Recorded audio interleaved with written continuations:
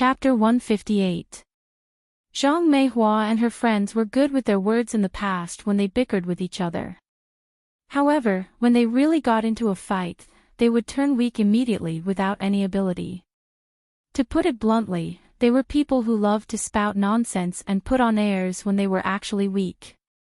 Especially when Qin Junlan said that Yun Jian crushed a wooden stool with one foot and led everyone to dodge the sniper's bullet.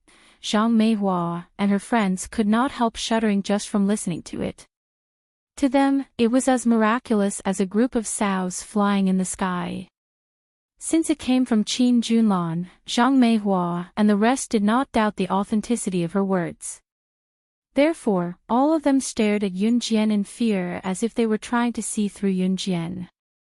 Since you said that I'm petty and unfilial, I'll do as you say today. How about I break your necks one by one right now?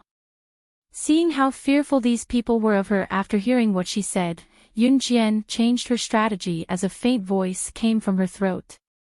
Of course, she would not really break all of their necks.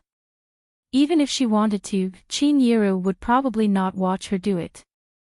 They were her family after all. Even if she abandoned everything and no matter how disgusting these people were, the blood relationship could not be severed. As expected, after Yun Jian spoke, Qin Yiru, who had been quietly wiping her tears, cried out, "Xiao Jian, don't. Murder was illegal, not to mention that these people were related to her by blood." No matter how bad it was, Qin Yiru did not wish to see such an extreme scene happen. Qin Yiru could no longer be bothered with how Yun Jian had become so powerful. After so many days, Qin Yiru had gradually gotten used to Yun Jian's current personality. Whatever she said, she would definitely do it. Hence, Qin Yiru stopped Yun Jian right away. Yun Jian was unmoved by Qin Yiru's words. On the contrary, Yun Jian glanced sideways at Qin Yiru and told her with narrowed eyes, "Mom, stay out of this." With that, she glared daggers at Zhang Meihua and the others. Suddenly, she extended her hand and conjured a small knife out of nowhere like a magic trick. With a sinister smirk, she approached the men with the knife in her hand. "If I stab all of you to death with this knife, I don't think you'll feel any pain before you die." As Yun Jian spoke, she rubbed the sharp tip of the knife with her fingers, uttering the terrifying words in a normal tone. Qin Yiru would probably feel bad if she attacked Zhang Meihua and her family. Even if she scolded them, it would be useless because Zhang Meihua and her friends were shameless people. In spite of it, Yun Jian had countless ways to deal with such situations. She could even force a brainwashed assassin to talk, let alone Zhang Meihua and the others. She intended to teach these people a lesson. You, what are you trying to do?" Qin Junlan was so scared that she subconsciously retreated. She sounded like she was about to cry. It was obvious that what Yun Jian had done previously made her tremble in fear. Zhang Meihua was indeed Qin Junlan's mother. Not only were their tones and words similar, but they were also equally timid. Zhang Meihua was scared out of her wits by Yun Jian's eerie and terrifying actions. She kept retreating. The group of people retreated until they reached the corner of the wall. They could no longer retreat any further and stopped. "It's good that you're standing there. Let's see if my knife can hit one of your heads like a flying knife." Yun Jian chuckled evilly. As she spoke, she suddenly held the knife in her hand. What are you doing? What you're doing is illegal. Ah! The last sound came from the group of people's screams. It was because the saber in Yun Jian's hand was already flying toward where they were with the last clang. Qin Yiru could not stop it in time. She shouted, "No," and Yun Jian had already thrown the knife. After the screams, the group of people who were leaning against the wall opened their eyes in fear. Zhang Meihua looked up slightly and saw that the knife was embedded in the wall right above her head. Zhang Meihua was dumbfounded. The group of people heaved a sigh of relief. Just then, Zhang Meihua, who was scared out of her wits, felt something warm flowing out from under her flowery pants. Everyone smelled the stench and looked over. They saw a yellowish liquid flowing out from under Zhang Meihua's pants. Everyone widened their eyes in shock. Chapter 159. TSK Tisk. When Yun Jian saw this scene, she held her chin with her hand and sighed. Her goal was to scare them so that they would not dare to cause trouble for Qin Yiru in the future. However, he didn't expect Zhang Meihua to be so aggressive and fearless all the time. She only teased them a little and Zhang Meihua was so scared that she peed her pants. Really, you can't judge a book by its cover. Let me tell you, if today's incident happens again. Yun Jian glanced at the people who were paralyzed with fear. She paused and continued, if it happens again, this knife will pierce through your heads. I, Yun Jian, am a woman of my words. If you don't believe me, wipe your heads clean and wait for me. Yun Jian realized that ever since she was reborn, she had done a lot of threatening and frightening things. If this had happened in her previous life, the group of people in front of her would have turned into corpses. However, her identity was different now and her situation was different. More importantly, she had her mother and brother. Especially in a society ruled by law, killing people was illegal. Her nature was slowly changing, it was just that Yun Jian did not notice it. After Yun Jian finished speaking, she tiptoed and took the knife from the wall above Qin Yiru. Then, she turned and walked to Qin Yiru. She pulled Qin Yiru's hand and walked out. She did not want to stay here for a second longer. Presumably, Qin Yiru felt the same way. Seeing Yun Jian's actions, no one dared to make a sound. When they saw Yun Jian pulling Qin Yiru away, Zhang Meihua was like a balloon that had lost its air. She fell to the ground with a thump. It was only when they were far away from the Qin residence that Qin Yiru shuddered, tears streaming down her cheeks like a faucet. Yun Jian did not know how to comfort Qin Yiru. She placed her hand on Qin Yiru's back and rubbed gently to comfort her. Just when Yun Jian thought that Qin Yiru would be quiet for a long time, Qin Yiru suddenly spoke. She closed her eyes like she had made a decision before she sighed and said mournfully, Xiao Jian, I want to go somewhere. Qin Yiru did not mention a word about Yun Jian's unusual skills. Yun Jian breathed a sigh of relief when she did not ask. Xinjiang Town, Mount Wui. Mount Wui was an ordinary mountain range that was located near Xinjiang Town. Near the Wui mountain was farmland, but there was a cemetery dedicated to the burial of the older generation after they had passed away. Yun Jian's grandfather, Qin Youfu, was buried here. When Qin Yiru was in Xinjiang Town, she would come here alone every few days to pay respects to her father who had been the best to her when he was alive. She would remove the weeds in front of his grave so that others would not mistake it as an untended grave. Life and death were like fleeting clouds in Qin Yiru's eyes. In the blink of an eye, her father had passed away for so many years. She was still in a daze even now. Xiao Jian, he's your grandpa, Qin Yiru told Yun Jian as she stared at the old man's black photo on the tombstone with teary eyes. Yun Jian followed Qin Yiru's gaze and saw the old man's frail yet benevolent black and white photo. Yun Jian knew that Qin Yiru missed her father. She had received too little familial love. Her husband's betrayal and disloyalty, her family's lack of understanding and resentment. The only father who treated her well had passed away early. The original owner of the body was immature. Although she was well-behaved, she never understood Qin Yiru's pain. Qin Yiru could only endure it alone. Yun Jian went over and gently rested Qin Yiru's head on her shoulder before patting her back. Yun Jian spoke softly and gently, Mom, let's live well. Live a more glorious life than anyone else. Grandpa will be happy to see this from heaven. Qin Yiru's tears dripped onto Yunjian's shoulder. She nodded with clenched teeth, feeling warm and sorrowful at the same time. The feeling was indescribable. Those who were alive had to live well. Yunjian did not know why she said that. Chapter 160. Before leaving Mount Wui and returning to Longmen City, Yunjian went to Lu Fian's house. Her return to Xinjiang town this time was unexpected, but since she was back, Yunjian went to visit Lu Fian as well. It did not take long before she boarded the bus back to Longmen City. When Li Xiangyi, Wu Kuei, and when Rui's basketball team heard that Yunjian had returned to Xinjiang town, they abandoned their ongoing basketball match and rushed to Lu Fian's house. It was a pity that Yunjian had already returned to Longmen City. After spending a weekend at home, Yunjian was about to go to school with her backpack when she saw a tall and muscular man standing in front of her when she exited the villa.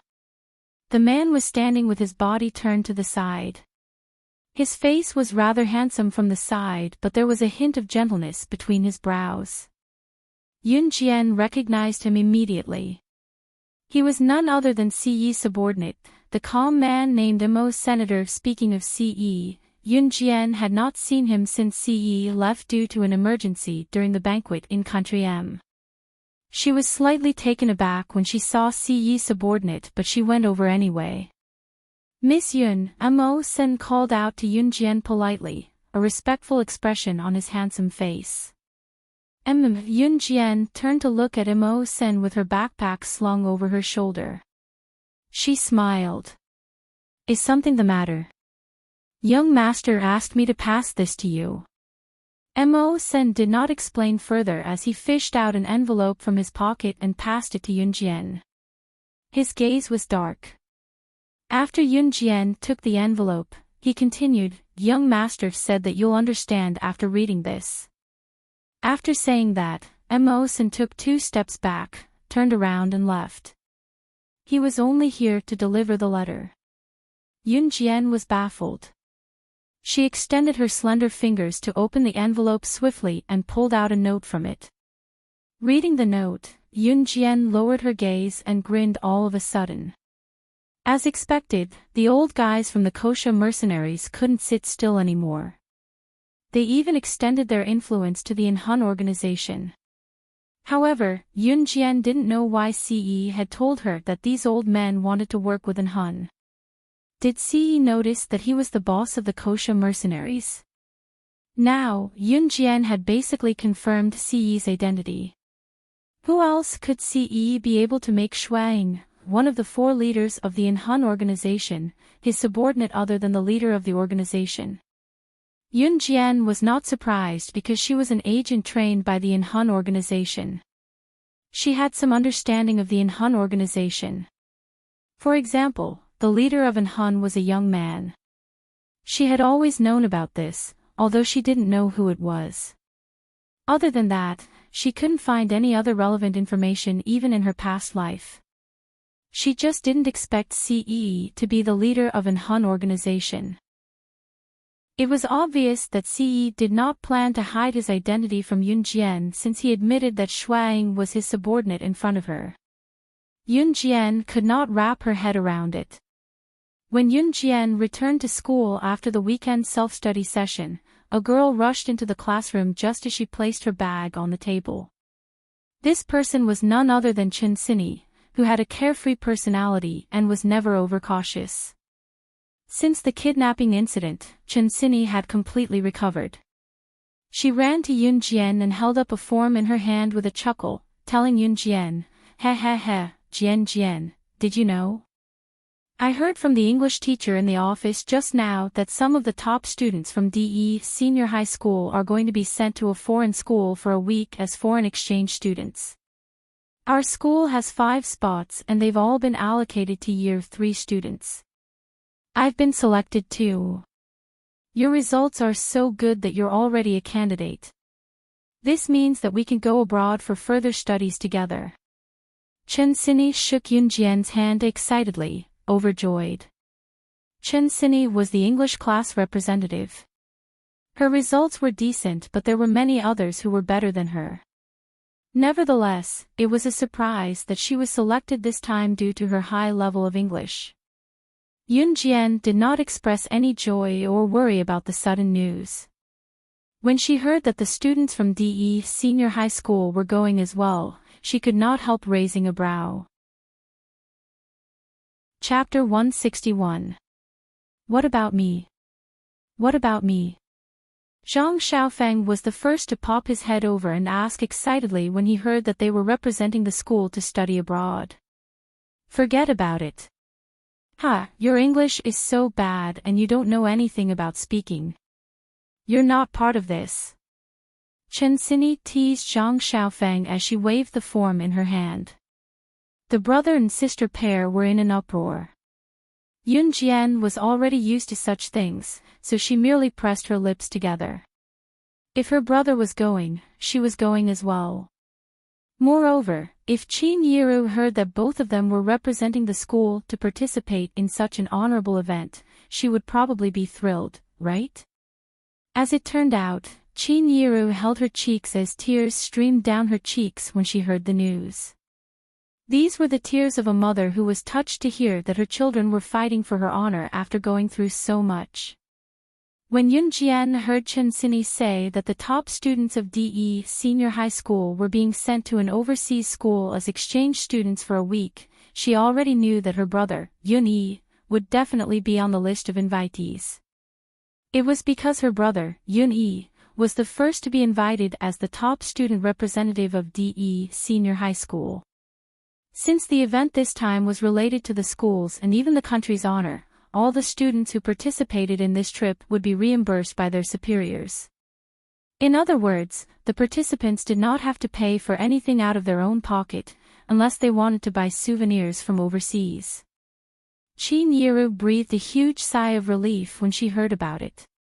She did not have any money, but she would definitely blame herself if her daughter and son were to lose such a chance to perform because of this. Xiao Jian, Xiao Yi, you're both my pride.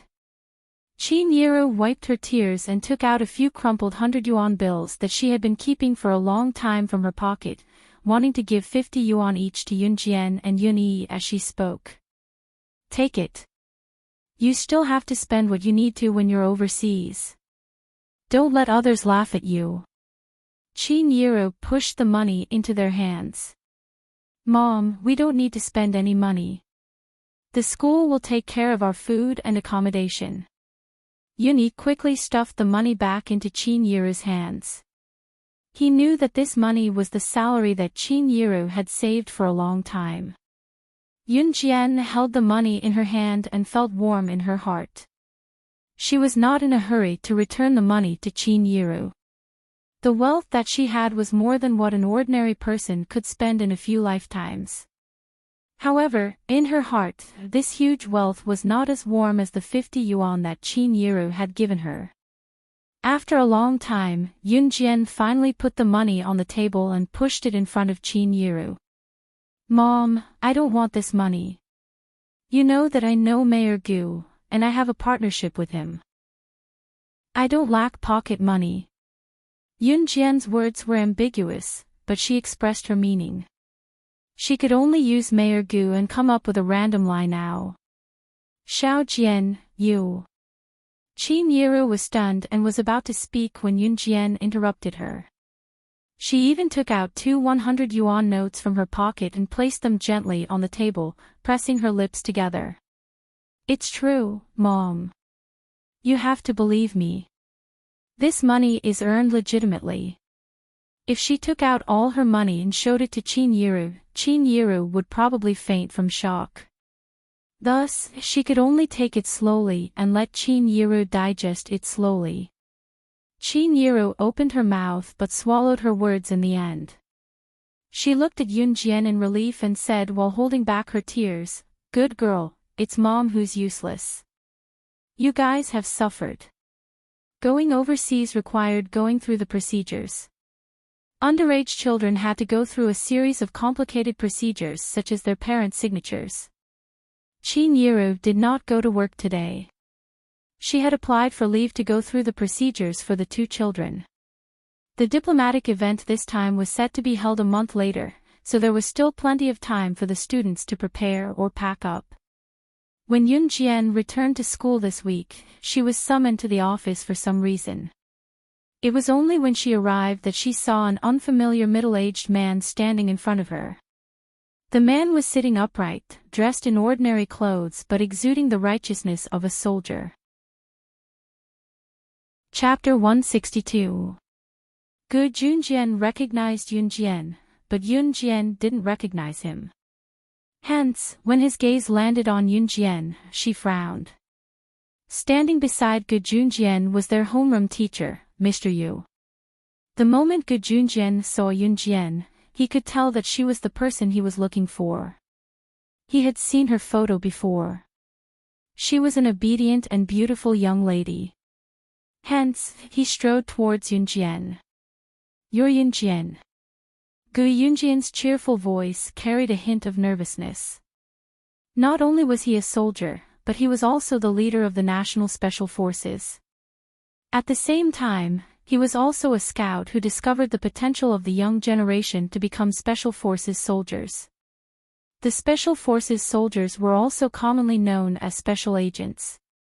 The special agents here were different from the underground agents in Yun Jian's previous life.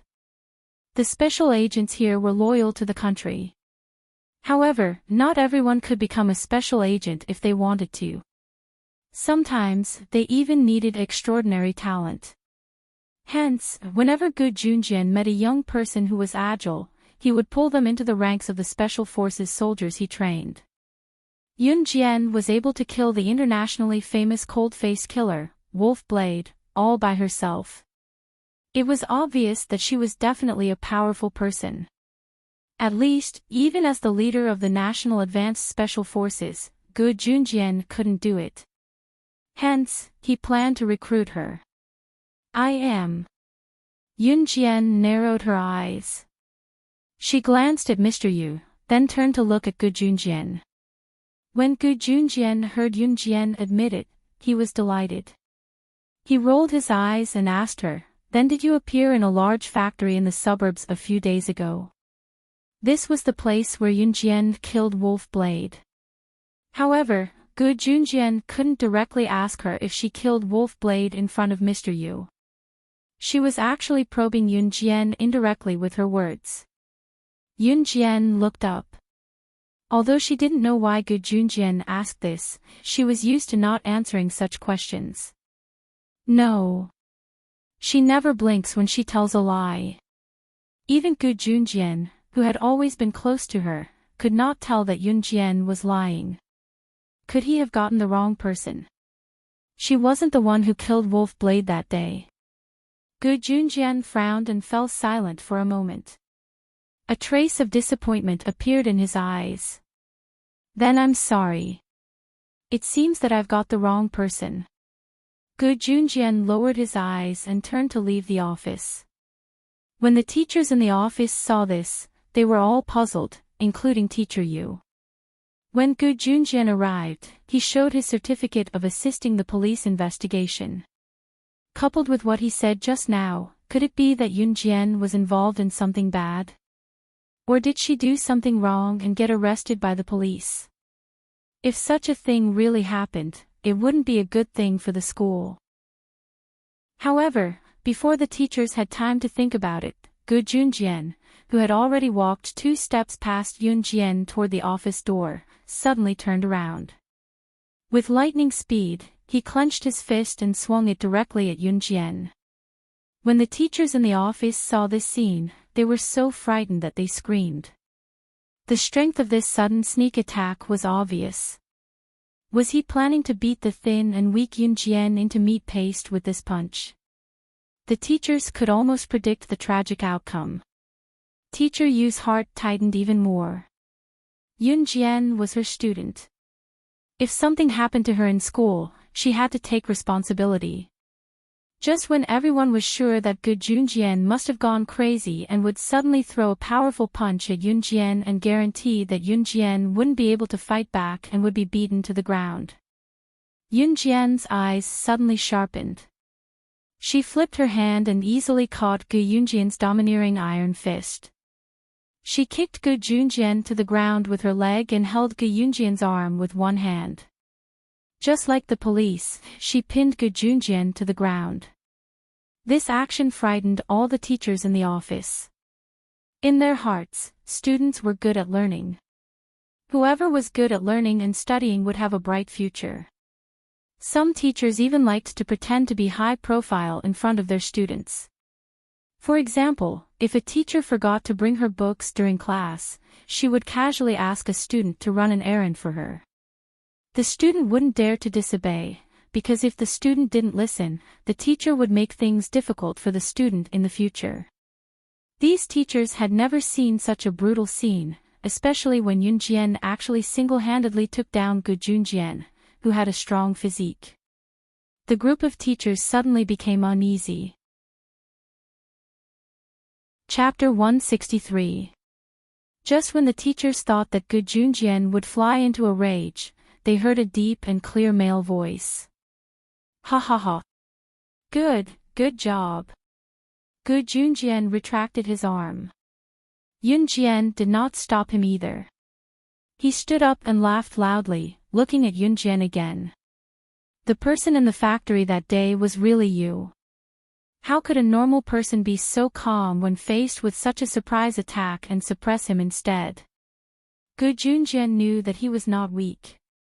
He also knew how agile Yunjian was just now. Even if she had wanted to kill him just now, he probably would not have been able to retaliate. This thought deepened Gu Yunjian's thoughts. Yunjian lowered her gaze. She did not expect Gu Junjian to make such a move, but since that was the case, she did not have to pretend anymore. Why are you looking for me? Yunjian pursed her lips and asked. Let me introduce myself again. My name is Gu Junjian. I'm the captain of the country's advanced special forces. Gu Junjian was not afraid of revealing his identity in front of the teachers. As he spoke, he paused, then extended an invitation to Yunjian in front of all the teachers. Now, on behalf of the country's advanced special forces, would like to formally invite you to join us. Inviting Yunjian to join the country's advanced special forces. The teachers' jaws dropped, all of them tongue-tied in shock. Gu Junjian had claimed to be a police officer in front of the teachers, and now he was the captain of the special forces. He wanted to invite Yunjian to join them. Everyone knew that anyone who could be invited to join the advanced special forces would have a bright future that the teachers present could not compare to. Yunjian, she actually had the honor to be personally invited by Gu Junjian, the captain of the advanced special forces. Just when the teachers thought that Yunjian would immediately agree to Gu Yunjian's request, she raised a brow and said, I refuse. Why? This exclamation came from Gu Junjian. One had to know that those who could enter the advanced special forces were the cream of the crop. It was an honor that everyone yearned for. And she actually refused. Reason. Yunjian wasn't in a hurry. In front of everyone, she used her leg to hook a stool in front of the teacher's desk and sat down. She crossed her legs and looked at Gu Junjian. If Yunjian did such a thing normally, the teachers would definitely scold her severely. She was still so arrogant and despotic in the teacher's office. She didn't know her identity as a student. But now, the teachers, who were usually dignified and proud, did not even dare to breathe loudly. Gu Junjian immediately understood what Yunjian meant. He smiled again as he thought about how Yunjian was so young and yet she did not immediately agree to his request for fame and fortune. Thus, he smiled and promised, as long as you agree to join us, you can do whatever you want in Z country. As long as you don't take anyone's life recklessly. While you're in Z country, be it in or out of the country, the advanced special forces will be your strong backing. The condition was very tempting to Yunjian. She was in Z country but she would gradually be related to the underground organizations in her past life. What she hated the most was to see her family being harmed because of her when she was not around. Perhaps Chin Yiru and Yunyi would be captured and used to threaten her because of her. Just like in her past life, it was because she did not have 3 heads and 6 arms that her younger brother was captured by the enemy and used to threaten her when she was on a mission. In the end, she lost her family tragically.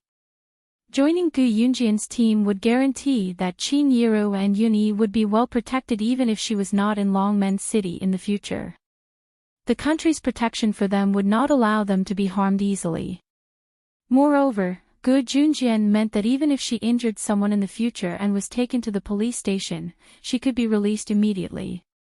Was this the treatment of the advanced special forces? Chapter 164. She agreed again. The teachers were still in a daze as they watched the scene unfold before them. Did that mean that Yun Jian would be a citizen of the country from now on? Even if her family background was poor, as long as she was a citizen of the country, these teachers would not dare to lay a finger on her. Welcome to the team. Gu Junjian was overjoyed when he heard that Yun Jian had agreed. From the exchange of blows with Yun Jian earlier, he could feel that Yun Jian alone was more powerful than all the young elites he had recruited from the team put together. How could Gu Junjian not be surprised that such a powerful person had joined them? Yun Jian nodded slightly and pursed her lips. Then I'll look for you on Friday after school. I'll introduce you to the young advanced special forces candidates that we've discovered, Gu Junjian continued. People of Yun Jian's age would definitely not become members of the advanced special forces right away after joining them. Usually, those who had just joined the organization were candidates. Of course, it was only a matter of time before young people with potential like Yun Jian would truly become national advanced special forces after joining the organization. Yun Jian nodded again. Naturally, she had no objections. The teachers were still in a daze when Gu Junjian left the school after instructing their homeroom teacher, Teacher Yu. It had only been a short while and Yun Jian had become a member of the country's special forces. However, the teachers were not dumb enough to spread the news everywhere. After all, if they were the ones who spread the news, they would not be able to compensate for it even if they had 10 times the courage. Hence, other than the people present, no one else knew about what had happened in the office. Friday, after school. Yun Jian walked out of the school gate with Chen Xinyi and Zhang Xiaofeng. Behind them was Ling Yichen. Just as they reached the school gate, Yun Jian saw Gu Junjian waiting for her in a flashy military jeep.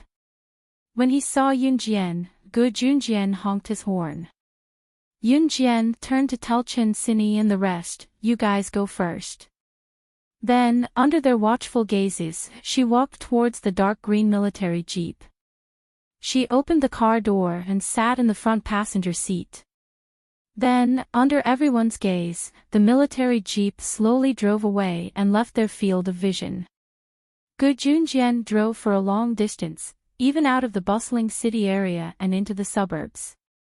Not long after driving out of the city's downtown area, Yun Jian saw a neat row of military garrisons in the forest. When they passed the guard post and entered the area, Gu Junjian got out of the car and walked over to open the door for Yun Jian. He said, "We're here. Come with me." Yun Jian nodded and followed Gu Junjian to a military training camp. Just as she opened the door of the military training camp, Yun Jian felt a sense of danger coming towards her. Without thinking, she reached out her hand and grabbed in front of her. A harmless dart with a broken arrowhead had deviated from its trajectory and was flying straight towards Yun Jian. However, Yun Jian caught it in the middle of her palm. It deviated from its trajectory again. I threw it wrong again. A sorrowful female voice was heard. Then, a young girl about the same age as Yun Jian appeared in front of them. "Chu Ning, what's wrong with you?" Seeing this, Gu Junjian breathed a sigh of relief. Fortunately, Yun Jian reacted quickly. Otherwise, even if the dart had no arrowhead, it would still hurt someone. He scolded the young girl. Officer Gu, I didn't do it on purpose. Chu Ning pouted, feeling wronged. Suddenly, her eyes lit up and she looked straight at Yun Jian. She was overjoyed. Wow, is she the new little girl? Chapter 165. That's great. Chu Ning's face lit up with joy when she heard that. Chu Ning was not the only one in the military training camp. When they heard that Yun Jian was the new girl, a few boys who were training nearby ran over. Chu Ning was speaking to Yun Jian in a cheerful tone. Hello, I'm Chu Ning. I'm 16 this year. You must be the new girl. You're so pretty, can we be friends? As she spoke, Chu Ning blinked her clear and pretty eyes and looked at Yun Jian with a friendly gaze. I'm Yun Jian. Yun Jian did not answer her directly, but since she was willing to introduce herself, it meant that she had acknowledged her. Little girl, I'm Chu Xiangnan. I'm 18 this year. You can call me Big Brother Ha. A boy squeezed in from the side. He laughed heartily and pushed Chu Ning out of the way. Then, he stood in front of Yun Jian and introduced himself teasingly. Yun Jian only nodded slightly when she saw that. During this time, she took the opportunity to look around. There were not many people in the military training camp. Other than herself and Gu Junjian, there were only 6 people. They were all between 15 and 20 years old, and she was the youngest in the group. Presumably, this group of people was the same as her, who had been selected by Gu Junjian as candidates for the Advanced Special Forces. Alright, you guys get to know each other. Gu Junjian did not disturb them. After he said that, he turned to look at Yun Jian and said to her, from now on, you'll come here to train every week. Of course, if you have something to do, you can report it in advance. The facilities here were very complete. It was a good place to train and improve one's skills. Yun Jian nodded naturally. She had been lacking a place like this to train her skills thoroughly. Now, she was even more satisfied with her decision to join the Special Forces. Gu Junjian left after giving his instructions. As soon as he left, a group of people surrounded Yun Jian and introduced themselves to her. Yun Jian finally got to know him. Including himself, there were only 7 people here. Among the 7 people, there were 3 girls and 4 boys. From this, it could be seen that among the Special Forces, boys' stamina was indeed better than girls. Just as the group was introducing themselves, a woman's sarcastic voice sounded, childish. They really look like a bunch of idiots who have never seen the world. The voice belonged to the other girl besides Chu Ning. Ever since Yun Jian arrived, this girl hadn't made a sound, nor had she walked over. Now that she was snorting, people couldn't help but take another look at her. Yun Jian, ignore her. That's just how she is.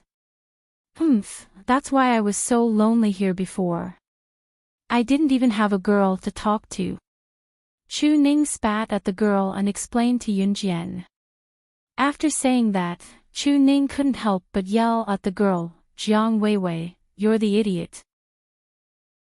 After yelling angrily, Chu Ning turned to look at Yun Jian and chuckled. But she's the most powerful one in our group. We can't deny that. But with her personality, not many people can stand her. You'll know in the future. Chu Ning grinned as she said that. Yun Jian nodded. Pursing her lips, she also smiled slightly. After everyone introduced themselves, they were no longer familiar with each other and returned to their own training grounds to begin training. Chapter 166. Yun Jian nodded. She could understand why Gu Junjian would train them like this.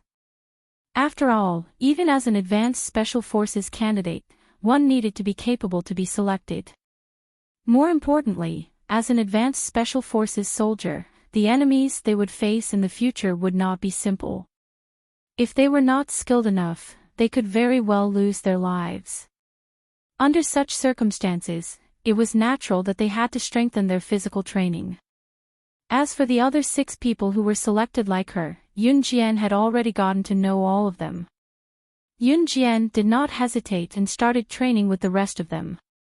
For a moment, there were no other noises in the military training camp. There was only the sound of training and everyone sweating profusely. When it was time to go home at night, Gu Junjian drove everyone home and asked them to gather at the military training camp the next morning. Yun Jian nodded. She usually trained by herself, but now that she had a place to train, it would be easier for her to improve her skills. The next day, as expected, Gu Junjian brought everyone to the military training camp early in the morning. Yun Jian did not ask Gu Junjian to tell Qin Yiru about this. Qin Yiru only thought that the school teacher wanted the students to stay in class to make up for the extra lessons, even during the weekends. That was why Yun Jian left early and returned late on the weekends. That morning, everyone arrived at the military training camp. Yun Jian jumped out of the military jeep and walked towards the military training camp. The other 6 got out of the jeep and walked with Yun Jian. The morning sun shone on their bright foreheads and reflected their silhouettes. A new journey had just begun here. Outside the military training camp, there was a spacious field with no one around. Gu Junjian stood with his hands behind his back. Looking at the 7 people lined up in a row, he said seriously, "From this morning onwards, I'm going to increase your training. Each of you will carry 5 kilograms of weight and do a 5 kilometers cross-country run." This was the way Special Forces soldiers were trained. However, Gu Junjian had reduced their weights. A normal Special Forces soldier would usually be fully equipped for cross-country running. Fully armed off-road vehicles with a weight of more than 20 kilograms. Even so, the people present all let out miserable shrieks. "Ah, that will tire me to death." The first cry came from Chu Ning, while the second was Chu Xiangnan's sorrowful cry. In spite of it, the others, including Yun Jian, did not make a sound. Yun Jian also noticed that Chu Ning and Chu Xiangnan were the most active among them. To put it bluntly, he was talking too much. However, Gu Junjian pretended not to hear him. He said, "All right, follow me to equip yourselves. We'll start the morning training immediately."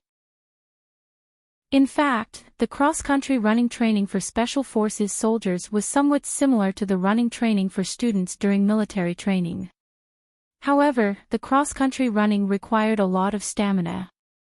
Hence, the runners had to have a lot of stamina to complete the entire run. After everyone had equipped themselves and was about to start the cross-country run, Chu Xiangnan did not forget to tease Yun Jian. He wanted to show off in front of the girl. "Little Yun Jian, you're new here. If you can't keep up, you'll have to run slower later." To Chu Xiangnan and others, Yun Jian was a newbie who had just joined, so she was naturally the weakest among them. At this moment, a voice interrupted them. "Is everyone equipped?" The person who spoke was the leader of the 7, Lu Shiyun. Lu Shiyun was the leader of the 7. This was decided before Yun Jian joined the team.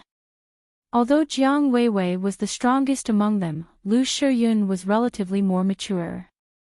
Hence, Gu Junjian made him the leader. "Leader, we're ready." One of the boys replied with a bright smile. He even turned to Chu Xiangnan and teased, "Chu Xiangnan, stop teasing little girls. Every time a new member joins the team, you'll nag for half a day. Little girls need to be protected. Why are you dawdling all day long?" Chapter 167. Go, go, go. It's none of your business. Chu Xiangnan loved to flaunt his authority, especially in front of girls. He was even more unwilling to lose his dignity, so he retorted. Yun Jian pursed her lips indifferently and remained silent. She put on all her combat gear and stood still. Among the 7 of them, Yun Jian, Chu Ning, and Jiang Weiwei were the girls. As for the boys, apart from Chu Xiangnan, Fang Xiaoran, and the team leader, Lu Shiyun, there was another boy. In a team, there would naturally be a team leader and a vice leader. The remaining boy was called Hong Fan. He was an average-looking, tall, skinny, and handsome boy. At the same time, Hong Fan was a very quiet boy. He did not say a word at all. However, since Gu Junjian had recruited him into the team, there must be a reason. Hong Fan, on the other hand, was currently the vice-captain. Everyone is ready. Let's start, Lu Shiyun said without Gu Yunjian's instructions. With that, Lu Shiyun took the lead and ran towards the cross-country morning jog route. Jiang Weiwei glanced at everyone from the corner of her eyes and glared at Yun Jian arrogantly. She was the second to run out. Then, everyone ran along the route.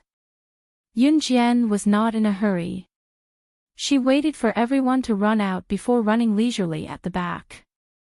Gu Junjian, who was watching from the starting point, narrowed his eyes.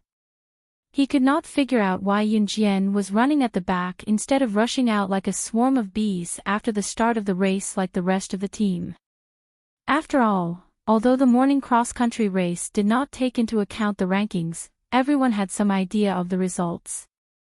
Little sister Yun Jian, don't be in a hurry. Take your time if you can't run. I'll go first. Chu Xiangnan saw that Yun Jian was running at the back and waved at her. Finally, he carried the combat gear on his shoulder and ran forward. At this moment, Jiang Weiwei, who was running in first place, was already far ahead. Yun Jian maintained the same pace as the last one. Her pace was neither fast nor slow, but it was just right. Meanwhile, the few people in front of her gradually felt their footsteps become heavier. The 5 kilograms of combat gear on their shoulders were not for show. It was quite uncomfortable to have to drag oneself forward while carrying the gear on one's back at the same time. For a moment, only the sound of panting could be heard on the road. Only Yun Jian, who was running at the back, was closing the distance between her and the person in front of her. The biggest difference between Yun Jian and Chu Xiangnan was that Chu Xiangnan was already panting. On the other hand, Yun Jian, other than her slightly red cheeks, she was not even panting. Was not even panting. Of her breath. Of the race. Of SSS of the race. Of his of the world. Yun Jian had actually overtaken me. He did not even hear Yun Jian's heavy panting. Did that mean that Yun Jian was not tired at all? He was about to die of exhaustion, but this new little girl was walking so easily that it was as if she was just walking. Chu Xiangnan was running at the back. Because the route was straight and there were no trees around, he could clearly see the position of the person in front of him even if there were bends. Therefore, he was running at the back. He watched as Yun Jian maintained a steady pace and overtook the people in front of her who were gradually slowing down. His heart was filled with shock. She was just a new member. Generally, the new members were the weakest. They would only improve after a period of training. Today was Yun Jian's second day at the training ground. At this moment, she had already overtaken everyone and was running in second place. She was chasing after the strongest person in the group, Jiang Weiwei. Chapter 168. Phew. Damn, Yun Jian is about to overtake Jiang Weiwei. Fang Xiaoran, who had been overtaken by Yun Jian, shouted loudly. He finally realized that he had lost his composure. Not talking while running was the basis for conserving energy. Fang Xiaoran obviously couldn't control himself. At this moment, Yun Jian was about to overtake Jiang Weiwei. When Jiang Weiwei heard Fang Xiaoran's complaints, she realized that Yun Jian was already right behind her. She frowned deeply. She was born into a military family and her ancestors were all soldiers or special forces. Her father was a high-ranking military officer and her mother was also an outstanding soldier. She inherited the family business and had been practicing her skills since she was a child. Hence, she was naturally the best among the group. Perhaps because of this, Jiang Weiwei had always looked down on Chu Ning and the rest. It was because in her heart, they were not even her opponents. Jiang Weiwei was also a competitive person. She also looked down on Yun Jian, but now that the steady Yun Jian was about to overtake her, she couldn't stay calm anymore. Her pride wouldn't allow anyone to destroy it, let alone this newcomer Yun Jian.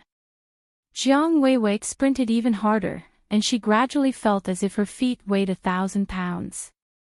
Seeing that she was gradually slowing down and Yun Jian was about to catch up with her, Jiang Weiwei's vanity acted up.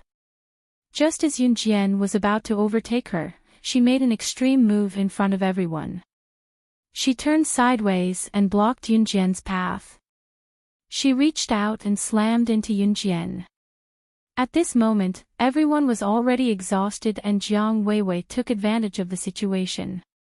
A normal person would definitely fall to the ground after being hit by her. However, Yun Jian seemed to have predicted Jiang Weiwei's move. She dodged to the side the moment Jiang Weiwei turned her body to crash into her. At the same time, she reached out her hand to block with lightning speed. She had already slipped past Jiang Weiwei's side and ran to the first position. This unforeseen event caused the few people following behind to widen their eyes in shock. They were watching from afar, but they could see everything clearly. The move that Yun Jian had just performed was the move that Gu Junjian had demonstrated to them earlier. They didn't even know this move, so how did Yun Jian learn it? Or rather, when Gu Junjian demonstrated to them, Yun Jian had not even joined the team yet. Could it be that she had long grasped the effective moves of these special forces soldiers? What they didn't know was that not only did Yun Jian know the moves of the special forces, she even knew the moves that the special forces didn't know. Jiang Weiwei's shock was no less than anyone else's. She was well aware of her own skills. Even an adult would have lost his or her composure, let alone a group of special forces candidates like them. And Yun Jian actually dodged his attack. Looking ahead again, Yun Jian's petite and agile figure had already flashed past a hillside, running towards an area that no one could see. At the starting point, Gu Junjian stood there and waited. The starting point and the finishing point were the same. If they ran along that path, they would eventually run back to the starting point, so he had been standing there the whole time. It had only been 10 minutes since the few of them started running, so Gu Junjian wasn't in a hurry. For an armed cross-country run like this, even an adult special forces soldier would be considered very good if they could finish it in 15 minutes. From Gu Junjian's point of view, Yun Jian and the rest were just teenagers. The estimated time that he had given Yun Jian and the rest was 30 minutes. Thinking about it, the fastest person should be able to finish the race in 30 minutes. Chapter 169. Yun Jian completed the 5 km off-road run in just 10 minutes. Gu Junjian was almost shocked. To be honest, he had trained quite a number of young talents. Moreover, all of the special forces that he had trained had become famous big shots in the end. However, he had never seen anyone with such amazing ability. Reporting, mission accomplished. Yun Jian reported when she reached the finish line and took off her uniform. You completed it, well done. This was the highest praise that Gu Junjian had ever given her. However, apart from Yun Jian, Gu Junjian's prediction was right. Jiang Weiwei came in second. Jiang Weiwei finished the entire run. By the time she reached the finish line, she was already panting from exhaustion. When she reached the finish line, she held onto the pole and panted. This was a stark contrast to Yun Jian.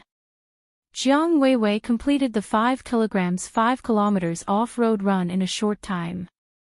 However, with Yun Jian's example as a lesson, her results were not good enough. The rest of the people also reached the finish line one after another. Chu Xiangnan was the slowest. Although he was much slower than the others, he also completed the run in 45 minutes. Obviously, the new morning run with weights was just the beginning. The rest of the morning and afternoon was still free practice. At 6:00, Gu Junjian drove the jeep to the entrance of the training camp on time to send everyone home. Yun Jian and the others got into the jeep. Just as the jeep drove out of the sentry post, Gu Junjian suddenly stepped on the emergency brake. Yun Jian and the others were sitting at the back. Chu Ning and the others almost hit their heads on the glass window beside the jeep. "Officer Gu, what's wrong? What's wrong?" Chu Ning asked anxiously. Yun Jian saw a familiar black Lamborghini blocking the jeep driven by Gu Junjian through the glass window in front of the jeep from the back. She narrowed her eyes and her eyes lit up. The corners of her mouth unconsciously curled into a smile. Yun Jian opened the door and jumped out of the jeep. Under the gaze of several people in the jeep, she walked towards the black Lamborghini. Looking at Siyi's handsome face, which she hadn't seen in a long time, her lips curved into a smile that even she herself didn't notice. "Why are you here?" she asked. She knew that Siyi could find out that she was here just by moving his fingers. "Get in." Siyi tilted her head and looked at Yun Jian. Her gaze softened as she sized her up, as if she was looking at a rare treasure. Yun Jian smiled. She ran to the jeep and said to Gu Junjian, "My friend is here to pick me up. You don't have to worry about me. Go ahead." With that, she ran back to the Lamborghini and opened the door to the passenger seat. Like a little girl in love, she happily sat in the car. Yun Jian did not notice her actions at all.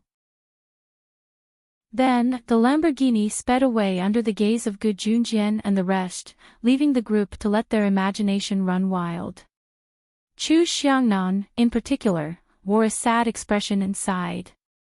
"So, Lil Sis Yun Jian is taken. I was thinking of wooing her." In the Lamborghini that was driving away, Yun Jian turned to look at Ce and asked, "When did you come back to Country Z?" "Just now." Ce paused and said something that made one's imagination run wild. "I came to look for you right after I got back to Longmen City." Ce did not actually say that he did not plan to return to Longmen City. He had stayed in Longmen City earlier because of the sandalwood box, and now that he had gotten it, he did not want to come back. He had no reason to come to a small place like Longmen City. Chapter 170. Speaking of the sandalwood box, Ce didn't forget the purpose of their trip. He drove the car into a small forest halfway. "What are you doing?" Yun Jian was stunned. At this moment, Ce had already parked the car.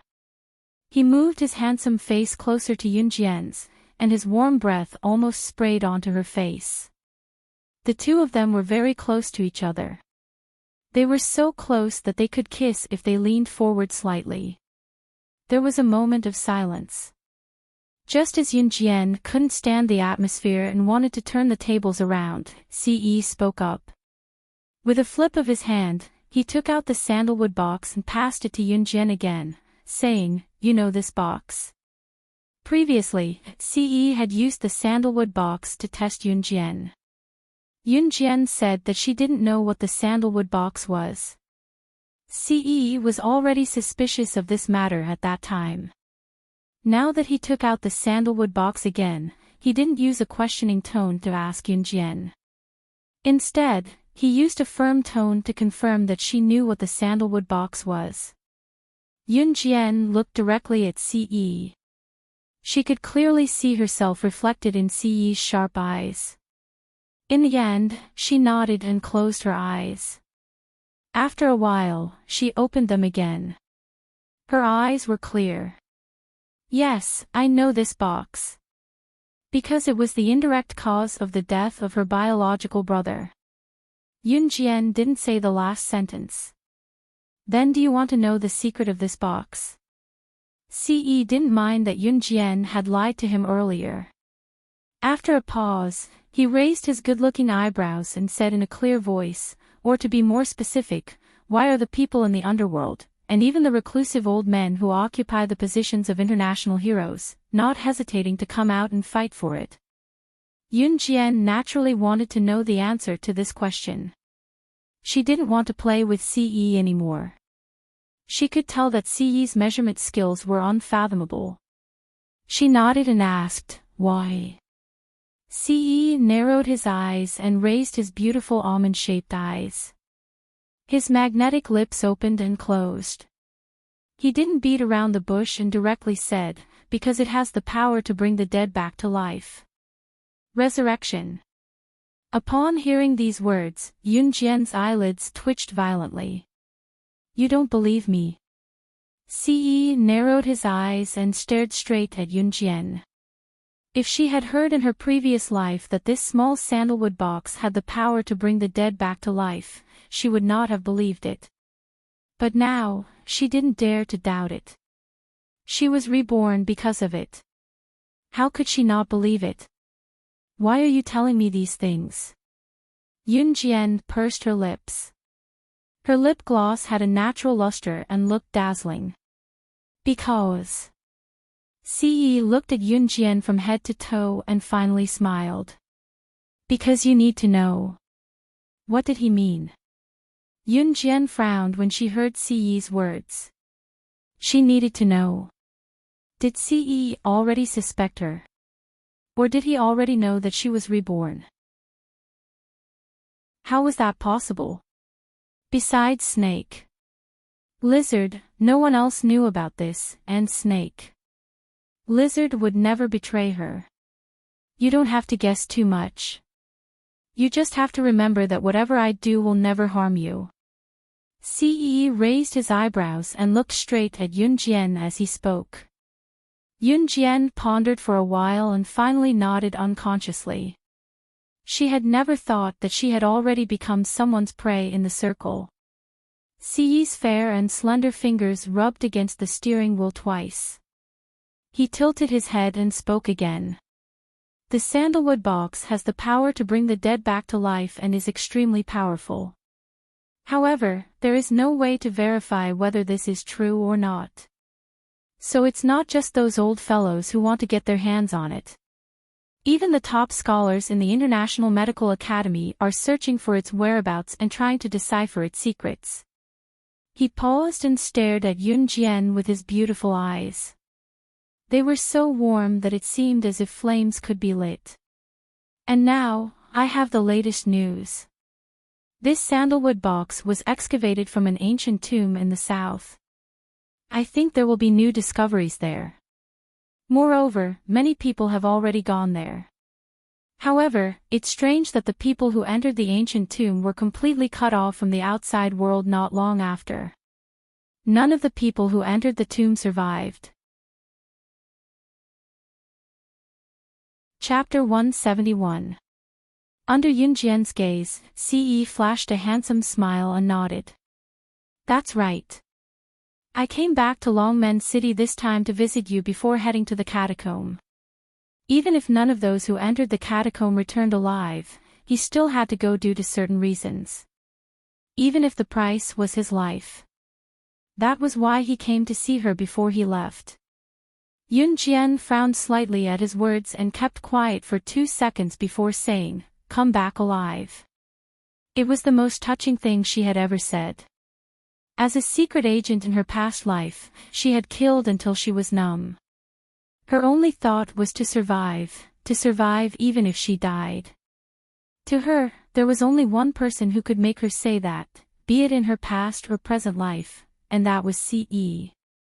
Ce tilted his handsome face as well, the corners of his lips lifting slowly as he replied, definitely. Perhaps they had not spent much time together, but some feelings would change unknowingly.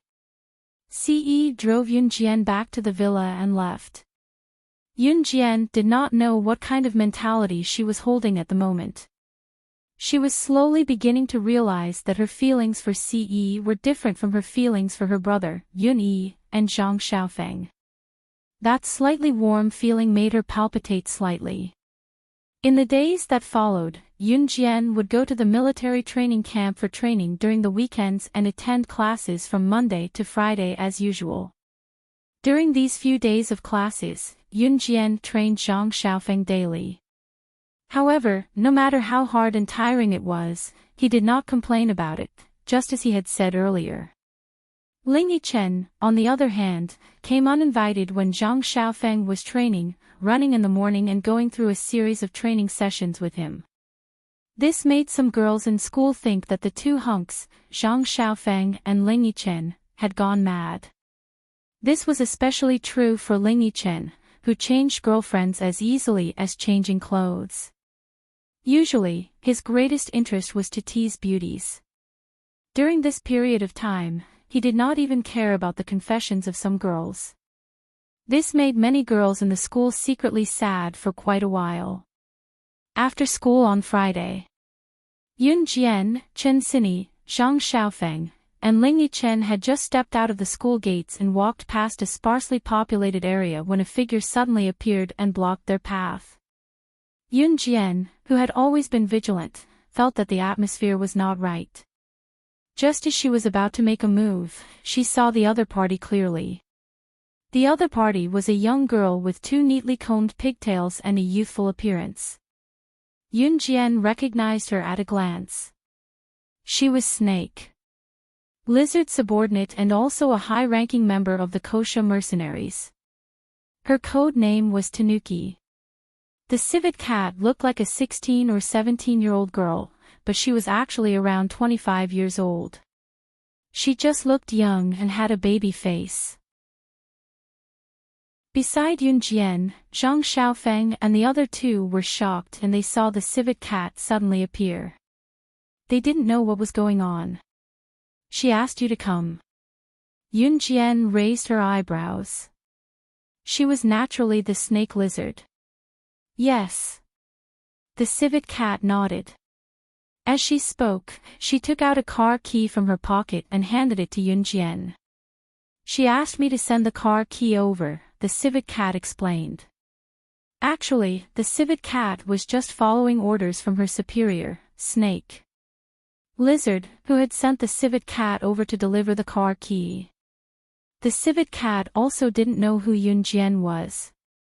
For someone like Yun Jian, other than her own confidants, no one could get close to her in her previous life.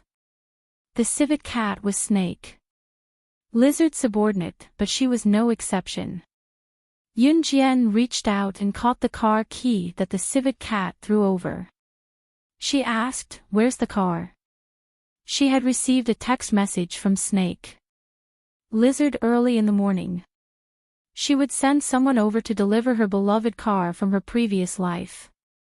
It's inside. The civet cat pointed at a dead end. She said, "The car is here. I'm leaving." She turned around and left without any hesitation. Her mission was just to send the car over. After a few exchanges, Zhang Xiaofeng and the other two who were standing at the side were extremely suspicious.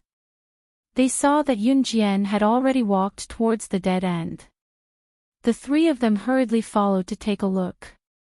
However, after turning a corner, a beautiful red sports car stopped at the end of the road. The red high-class sports car was bright and beautiful. Its appearance was exquisite and beautiful, but it was a sharp contrast to the surrounding scenery. Chapter 172. Boys loved sports cars, racing cars, guns, and all sorts of cool things. At the same time, they also loved to study such books. When Ling Yichen's family background allowed him to, he paid special attention to such things as well. Of course, he knew about famous cars. And this new LoveLore supercar was a famous car that the boys always talked about when they got together. Ling Yichen would never have thought that one of the only 3 sports cars in the world would be in Yunjian's hands. Therefore, the shock he felt just now could not be described with words. Zhang Xiaofang and Qin Sini also looked at Yunjian with surprise in their eyes. On the other end, Yunjian reached out and snapped her fingers. She happily circled around her beloved car. Then, she used the car key to open the door remotely and stood in front of the car. She patted the car hood and turned her head to the side, waving at Ling Yichen and the other 2. How about it? Do you want to come in and sit? Yes, yes, yes, of course. Before the other 2 could agree, Ling Yichen was the first to run over, looking extremely excited. This LoveLore sports car only had 2 seats, but the back seat could accommodate people. However, if one wanted to sit in the back seat, they would have to climb over from the front seat. Ling Yichen and Zhang Xiaofang were gentlemanly and gave the front seat to Qin Sini. After the 3 of them were seated, Yunjian also got into the driver's seat. At this moment, Zhang Xiaofang suddenly thought of a problem and suddenly asked, "Hey, mister, you know how to drive? You have a driver's license?" Ling Yichen and Qin Sini also noticed this and looked at Yunjian eagerly. However, Yunjian lifted her chin and raised her eyebrows. "No. But I know how to drive." After that, she locked the door, started the car, and stepped on the accelerator. The car sped off like an arrow. She had not driven her beloved car for a long time. This feeling was as if she had returned to her previous life. Back then, she drove this car and carried out all kinds of tasks. In the car, Ling Yichen and the other 2 were so scared that their faces turned purple. Yunjian stepped on the accelerator and didn't let go of the brake. She sped up, and the surrounding scenery was like a fleeting cloud. It was so fast that she couldn't see anything clearly. There were a few times when she was about to hit something she shouldn't, but in the end, she was able to turn the steering wheel and avoid it. Ling Yichen and the other 2 came from well-to-do families, so it was not like they had never taken a car before. But they had never been in such a fast car before. It wasn't until Yunjian parked the car next to a roadside barbecue stall that the 3 of them got out of the car with their faces flushed red, as if their souls had left their bodies. The first thing Ling Yichen said when he got out of the car was, "F***, my soul almost jumped out of my body because of you." "Yunjian, are you from a racing background?" Yunjian just smiled. She spread her hands and said, "To apologize, I'll treat you to barbecue."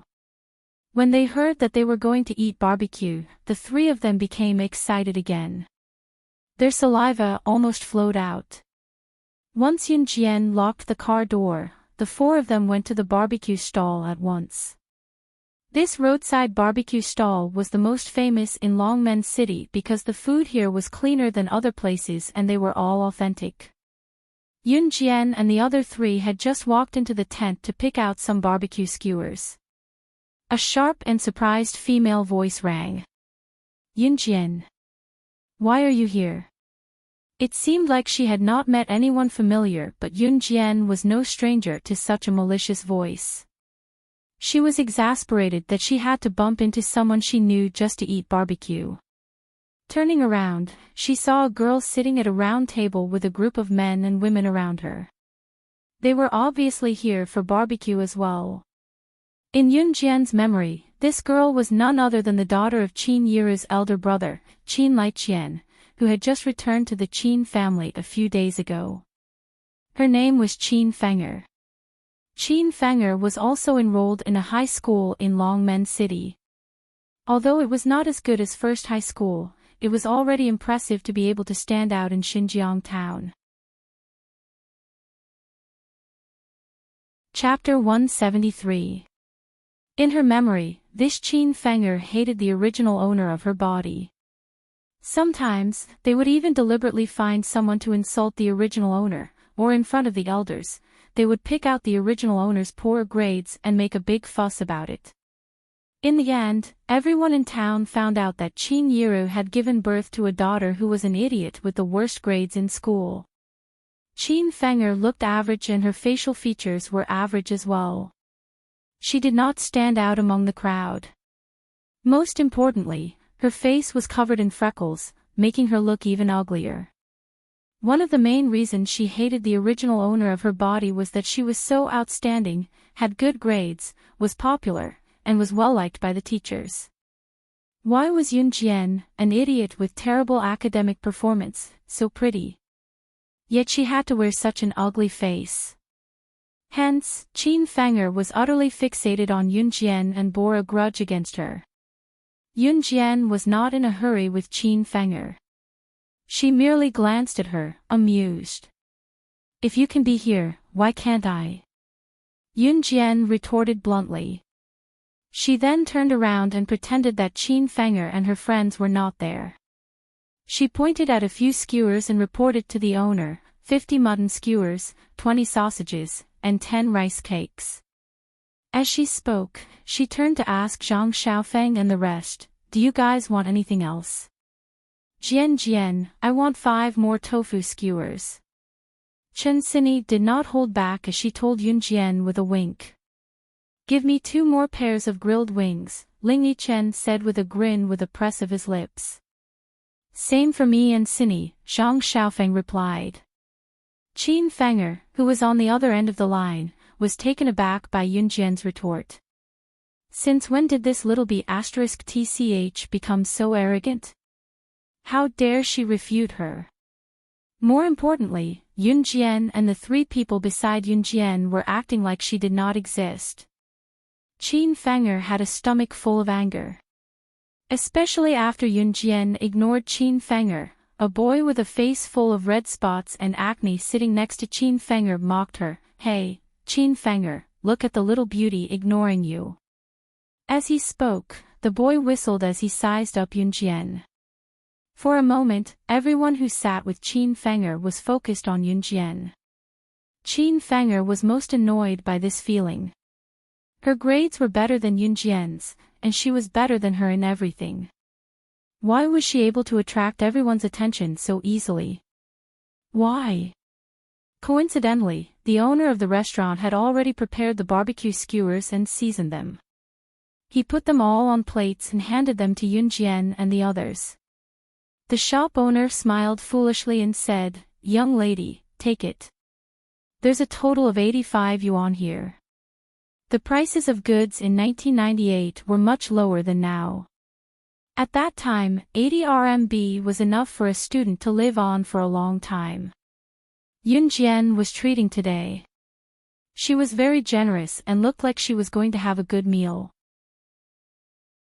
When Qin Feng'er heard this, she was secretly shocked.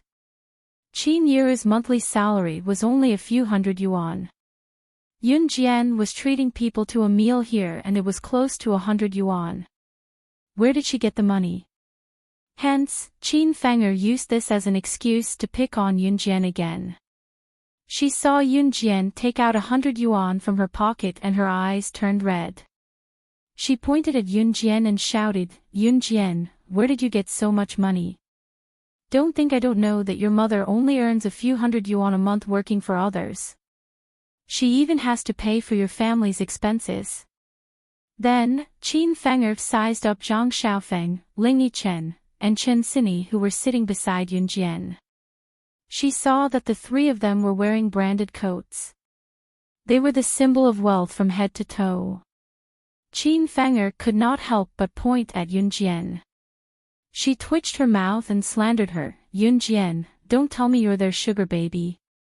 As soon as she said that, the people sitting beside Qin Feng'er were obviously stunned. They looked at Yun Jian with disdain. Chapter 174. Qin Feng'er seemed to enjoy the feeling of Yun Jian being looked down upon by others.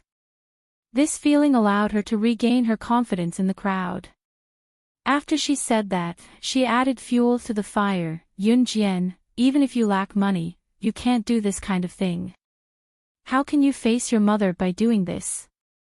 Qin Fenger's words gave the surrounding people the illusion that Yun Jian was really being kept by someone. Something that didn't even exist was said to be true by her. Zhang Xiaofeng took a bite of the tofu skewer, but when he heard Qin Fenger's words, he spat out the tofu crumbs in his mouth. Yun Jian, who could afford to drive a restricted sports car in the world, would need them to keep her. Wasn't this as unbelievable as a pig flying in the sky? How could she, Yun Jian, be a poor person? After Yun Jian heard Qin Fenger's words, she narrowed her eyes and swallowed the mutton skewer naturally. She tilted her head and looked at Qin Fenger. Then, she indifferently let out a creepy chuckle. What? What? What I said was the truth. Qin Fenger felt that the atmosphere wasn't right, but she still insisted on her own opinion. At the same time, she looked at Zhang Xiaofeng and reminded him, kindly, don't worry. Let me tell you, Yun Jian's family is very poor. Her father is a gambler and owes a lot of debt. I'm also kindly reminding you that a person like her must have slept with many men. For a person like her, there's nothing she wouldn't do for money. You still want this kind of broken shoe? Whoosh! Just as Qin Fenger was getting more and more worked up, trying to persuade Zhang Xiaofeng to stay away from Yun Jian with her usual confidence of picking on other people's weaknesses, Zhang Xiaofeng suddenly stopped. A slender bamboo skewer for barbecuing was stuck on the round table in front of Qin Fenger with a whoosh sound. Being able to penetrate deep into the wood by 3 fissures was just that. When everyone turned their heads to look again, they saw that the bamboo skewer in Yun Jian's hand had disappeared without a trace. Qin Fenger's eyes widened as she watched the scene unfold.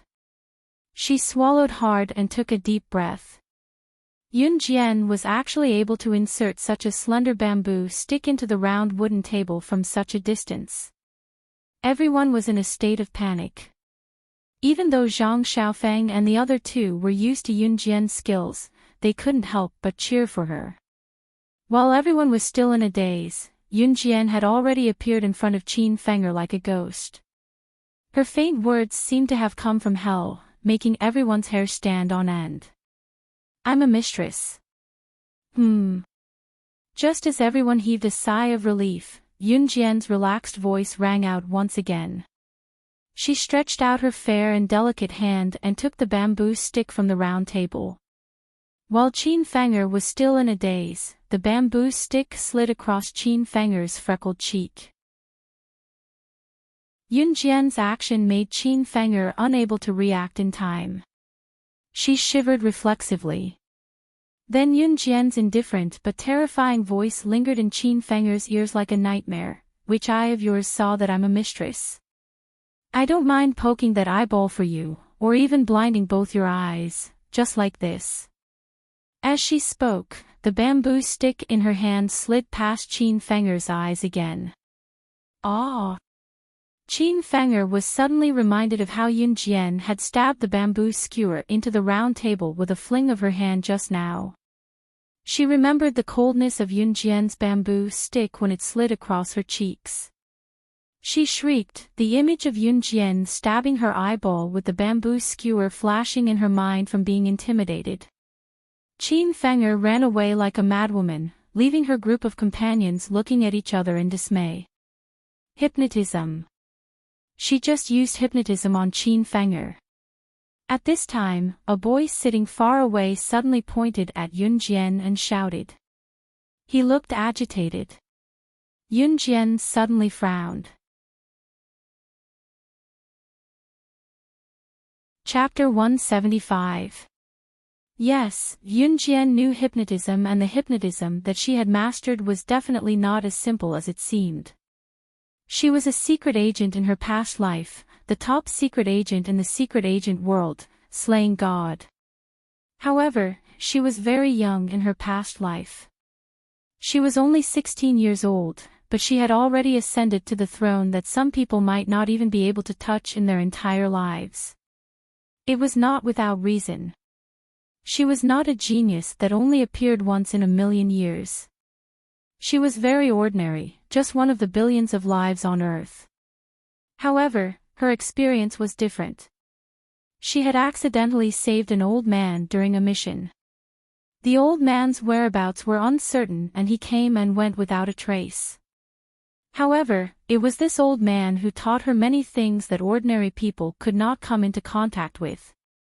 For example, hypnotism was one of them. Other than that, she was involved in many things that others could not even imagine. Yunjian's hypnotism in her past life was to the extent that she could let the other party feel comfortable and enjoy dying after being stabbed to death. She had only done something to Qin Fenger earlier, causing her to have hypnotic hallucinations and run away after seeing some horrifying scenes. This level of hypnotism was very simple. Strictly speaking, the old man was Yunjian's master. Although it was not officially acknowledged, he had already taught Yunjian his lifelong knowledge, allowing her to have a meteoric rise in the secret agent world. This secret art had also become Yunjian's trump card, a trump card that she had never told anyone. Yunjian had no idea where the old man had gone. He had always disappeared without a trace and lived a carefree life. Perhaps he had already retired to somewhere.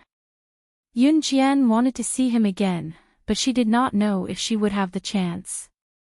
Today, Yunjian had used Qin Fenger to practice. She had performed a simple hypnotism on her and made her see some horrifying scenes. However, she did not expect that her hypnotism would be seen through.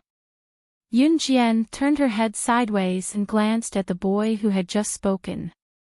She saw that the boy had a delicate and pretty face, looking innocent and childish at the same time.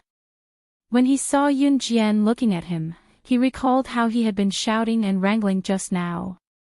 His cheeks inexplicably blushed, and he actually became as shy as a little girl. Yunjian raised her eyebrows and looked at him angrily. "What did you say?" Her tone was so flat that no one could tell what Yunjian was thinking at the moment. The boy trembled for a while. He looked up in fear and finally said in a panic, I. At the same time, Yunjian walked towards the boy. She stood not far from the boy, frowned, and asked a question that had nothing to do with this matter. "What's your name?" The boy shyly lowered his head, and his voice was as low as a mosquito's buzz. My name is Lu Haoze. Lu Haoze. Yunjian smiled, the corners of her lips curling into an unreadable smile. Then, she said softly, "I'll remember you." In today's world, there were not many people who knew how to hypnotize, especially this boy who could tell at a glance that she had used hypnotism. It did not matter if he was involved in this aspect, or if it was his family's inheritance, or if he was born with this kind of ability. She, Yunjian, had to get to the bottom of this. Because ever since Yunjian debuted, she had never met anyone who knew how to hypnotize other than the old man. And obviously, it was not convenient for her to ask Lu Haoze these questions in public. Chapter 176. Lu Haoze's cheeks flushed even redder at Yunjian's words. Coupled with his tender skin, it looked like water could be squeezed out of his cheeks. He looked like an adorable little brother, giving Yunjian the feeling of meeting her younger brother in her past life. Although she had only met her biological younger brother once, she could still remember his adorable and shy look. While Yunjian was conversing with Lu Haoze, Zhang Xiaofeng, Chen Xinyi, and Ling Yichen had almost emptied their plates of barbecued meat. In the end, it was Chen Xinyi who snatched 10 mutton skewers from Zhang Xiaofeng and Ling Yichen for Yunjian. It was undeniable that Zhang Xiaofeng, Chen Xinyi, and Ling Yichen's eating speed was top-notch. It only took them a few minutes to finish the dozens of skewers. If there was a foodie competition in Longmen City, the three of them would definitely win the grand prize. "Let's go." Yunjian took a mutton skewer from Chen Xinyi and finished it. She let the three of them share the remaining 9 skewers equally and led them out of the barbecue shop. Since the sun was shining directly on the ground, those in the chilly autumn breeze could bask in its rays. The owner pulled the curtain of the tent aside. Yunjian and her friends walked out of the barbecue shop and headed for the Ferrari sports car that they could see. Even after the four of them got into the car and Yunjian started the engine and sped away, Qin Fenger's friends were still gawking at them in the barbecue shop. It was until someone exclaimed, that's the latest edition of the Ferrari supercar. It's a limited edition of only 3 in the world. As a result, the crowd was alarmed. Qin Fenger's false accusation that Yunjian was a mistress was unraveled. The driver was Yunjian and the car was obviously Yunjian's. The boys really loved famous cars, and all of them looked at it with envy and admiration. Lu Haoze, who was sitting in the corner, also raised his head and looked at Yunjian's car leaving. That cool look reminded him of Yunjian's words, and his pink cheeks instantly flushed red. For the next few days, Yunjian returned to her routine. She wandered back and forth between school, home, and the military training camp. 15 days later, Gu Junjian inspected the results of everyone's training. Yunjian passed quickly. The result of this inspection was based on the results of the 5 kilograms 5 kilometers cross-country run. Naturally, Yunjian easily passed. The other 6 also met the standard. 5 days later, the bi-monthly competition came as scheduled. On this day, Gu Junjian stood with his hands clasped behind his back, looking at the 7 of them. He frowned and then relaxed. He finally opened his mouth and said, "This month's assessment competition is cancelled." "Aw. So awesome. We don't have to take the assessment this month." Chu Xiangnan winked at Chu Ning and smiled happily. It was obvious that if they did not pass the bi-monthly competition, they would be kicked out of the team. Chu Xiangnan was also the weakest in the group. He had to admit that he barely passed every assessment. How could he not be happy when he heard that the assessment competition was cancelled? Don't celebrate too early. Your assessment is cancelled because the team has received a new mission this time. Gu Yunjian's tone was heavy. He continued, "This mission is very important.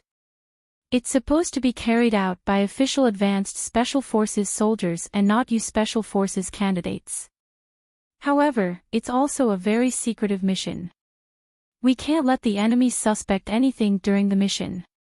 The members of the Advanced Special Forces are all familiar faces. They're definitely not suitable for this mission. However, you guys are new faces and have never been on a mission before. It's the best decision to let you guys do this. Therefore, I plan to let you guys do your debut mission." As he said this, Gu Junjian became even more serious. "This mission is risky. You guys can choose not to do it." As he said this, Gu Junjian looked at Yunjian. In fact, other than Yunjian, the other 6 had been training in the military for more than a year. However, Gu Junjian was not worried about Yunjian, who had just joined the team. He even put his hopes on Yunjian. If Yunjian was willing to take part in this mission, it was guaranteed that it would be completed successfully. Chapter 177. Yunjian naturally sensed Gu Yunjian's gaze on her and understood the meaning behind his gaze. "I'll go," Yunjian said in the next second, but it reignited Gu Yunjian's hope. He suddenly smiled. "I'll go too. If a girl like Yunjian has the courage to go, wouldn't it be embarrassing if I don't go?" Although Chu Xiangnan was the weakest in the group, he did not back down when it came to serious matters. He was the second to speak up without hesitation. The others also expressed their readiness to accept the mission. What was there to be afraid of? Since they had already entered this place and stayed, they had no intention of running away at the last minute. In fact, this group of young people who were candidates for the Special Forces did not only consist of these few people. Later on, many of them left because they could not stand the intensity of the training. Some of them did not pass the assessment and did not have the ability to stay. Hence, after a while, only Chu Ning's group of 6 could endure the hardship and stay. Naturally, their perseverance was incomparable to that of ordinary people. Including Yun Jian, who joined later, there were now a total of 7 of them. Good. Gu Junjian glanced at the group again and immediately showed a hint of admiration in his eyes. Regardless of whether the mission was a success or failure, at least none of them backed down.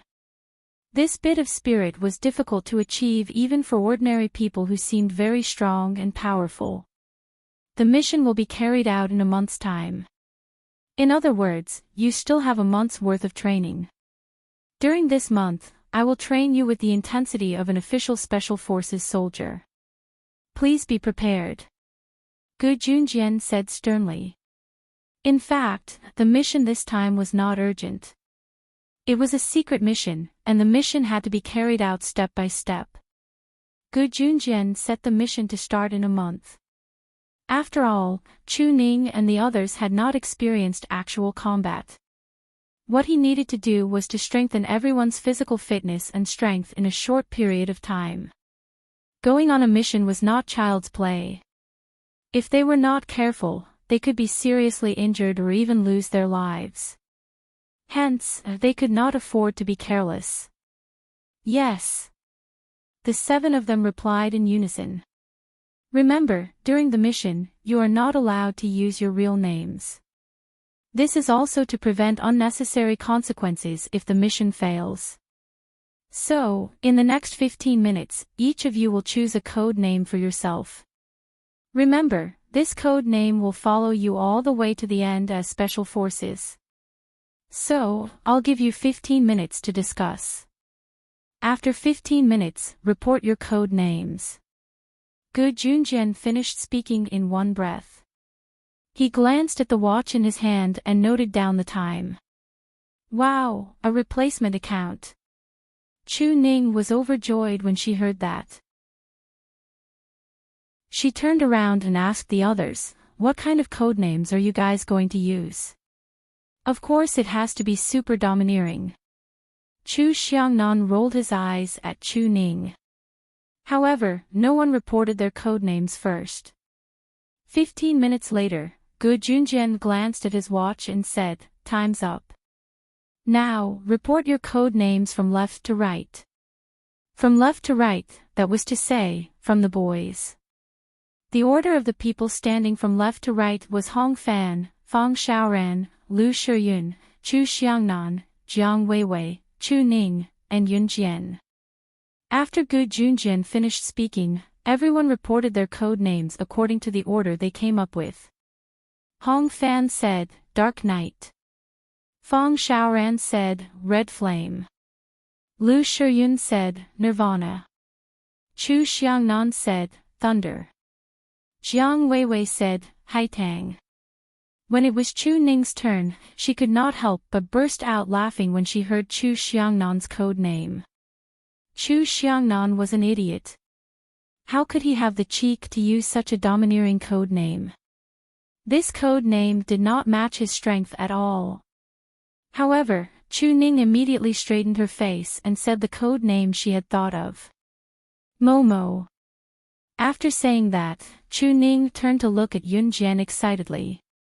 Yun Jian, it's your turn. The group of people wanted to know what code name Yun Jian would use. Even Gu Junjian turned to look at Yun Jian. Yun Jian's lips twitched as she uttered faintly, "Killing God." When he first heard these 2 words, Gu Yunjian's entire body trembled. Chapter 178. Lu Shiyun was also the son of a military family. Since young, he had been able to keep a cool head. He was the oldest among the group. He was already 20 years old and was currently in university. It was because of Lu Shiyun's cool head that Gu Junjian made him the leader of the 7-man team. Even someone like Lu Shiyun, who had never been flustered, was shocked when he heard Yun Jian's code name. one could only imagine how the others would react. In reality, the few of them knew about the people on the assassin and secret agent leaderboard. They were not ordinary students but candidates for the special forces. They had to know about these people on the secret agent and assassin leaderboard.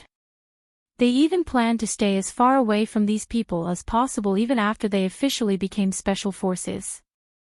Just when everyone's attention was on Yunjian explained, "I'm talking about slashing God. Slashing means killing." With this explanation, everyone's tensed hearts finally calmed down. However, Yunjian was so young. If she was really slaying God, who was on the secret agent leaderboard, how could she be here? Gu Junjian frowned before relaxing his brows. He took a few more glances at Yunjian before looking away solemnly.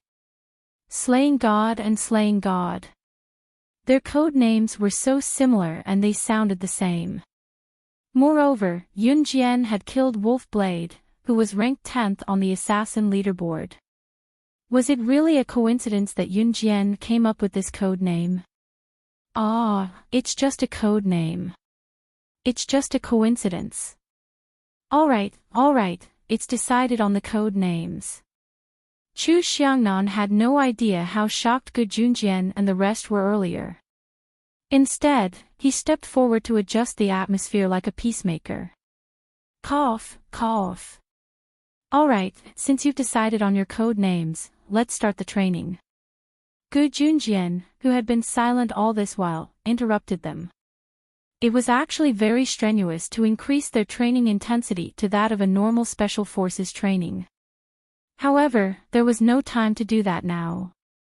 First of all, in the 5,000-meter cross-country run every day, everyone changed from carrying 5 kilograms to fully armed with more than 20 kilograms.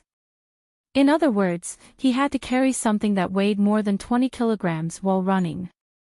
This training was just a basic training for an ordinary Special Forces soldier. After all, as an official Special Forces soldier, he would carry firearms and equipment on his back when he went out on a mission, which was this full set of equipment. Adding up all the things that should be brought along, the total weight was only about 20 kilograms. At the end of the day, other than Yunjian, the rest of them were already aching all over.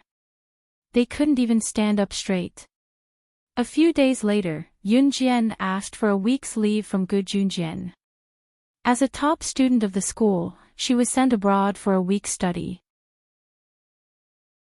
Gu Junjian was not worried about Yunjian's skills, so he agreed to Yunjian's request for a week's leave. On this morning, the sun had just risen and a cool breeze blew past. Yunjian only carried an old school bag that Qin Yiru had helped her tidy up. She stood at the entrance of Songshan's First High School with Chen Sini. This time, Longmen First High School only had 5 spots for the study. Other than Yunjian and Chen Sini, the other 3 were already there. Songshan's First High School was the organizer this time. Yunjian and the rest boarded the plane with Songshan's First High School. After waiting for a while at the entrance of Songshan's First High School, Yunjian saw a familiar tall and handsome figure walk out of the school. Chapter 179. Yuni had long known that his younger sister would be representing the school to participate in this overseas study activity, but he could not help looking forward to it when he thought that he could go overseas with his sister today. Striding with his long legs and a sweet smile on his handsome face, Yuni walked toward Yunjian. Xiao Jian, you're here. And Yunjian nodded and pointed at Chen Sini beside her, introducing her. Gu, this is my friend, Chen Sini. This was the first time Yunjian had introduced her as a friend in front of others, so Chen Sini could not help feeling a little excited. In fact, Yunjian had already treated Chen Sini as a friend after spending so much time together.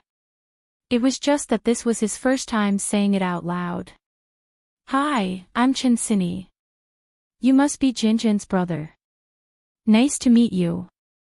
Chen Sini introduced herself to Yuni with a chuckle looking at his handsome face. Nice to meet you. Yuni nodded, his short, handsome hair bobbing. Students, are you all ready? Come and gather on the bus, we're leaving. The tutor standing at the entrance of DE Senior High School waved and called out in a sweet voice. The tutor who was leading the students overseas this time had the surname Ding. She was a female tutor who looked as sweet as her voice. She did not look old, between 20 to 25 years old. There were 2 tutors leading the team. The other tutor had the surname Kong, so she would call him Tutor Kong for the time being. Let's go over too, Yuni said to Yun Jian and Chen Sini with a flick of her short hair as she glanced in that direction. Yun Jian and Chen Sini nodded in unison. Su Haokol did not come this time. Those who came were the top students in their respective schools with excellent English proficiency. Even those who were good in their studies but lacking in English did not get a turn, so it was not hard to imagine that Su Haokol did not get a turn. Since Su Haokol was not with Yun Yi, he was the happiest that his younger sister could come. The group boarded the bus quickly and after a few hours of bumpy ride, they arrived at the provincial airport and boarded the flight to Country Y. The overseas study destination was an advanced school in Country Y. It was called Yana High School. Yana High School was a continuous secondary and senior high school.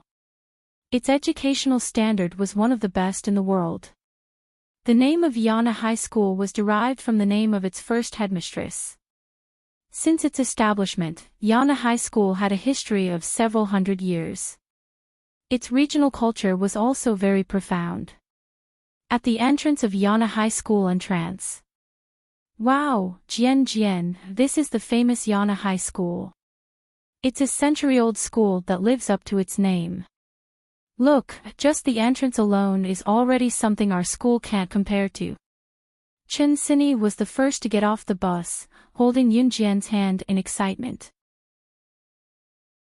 80% of those who graduated from Yana High School and passed the Gaokao from the world's renowned universities had a graduation rate, making Yana High School one of the best in the world. After Tutor Ding and Tutor Kong communicated with Yana High School's foreign tutor, they interrupted the students' excited shouts.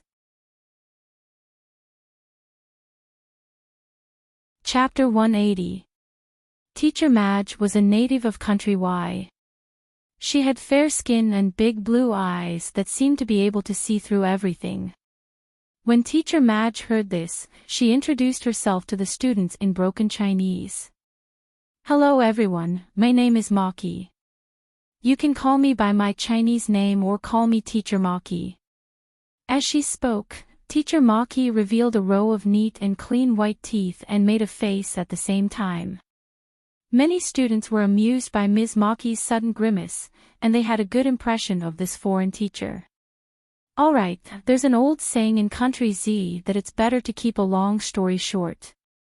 Today, we'll keep it short. Later, follow me around the school and then I'll bring you to your assigned dormitories.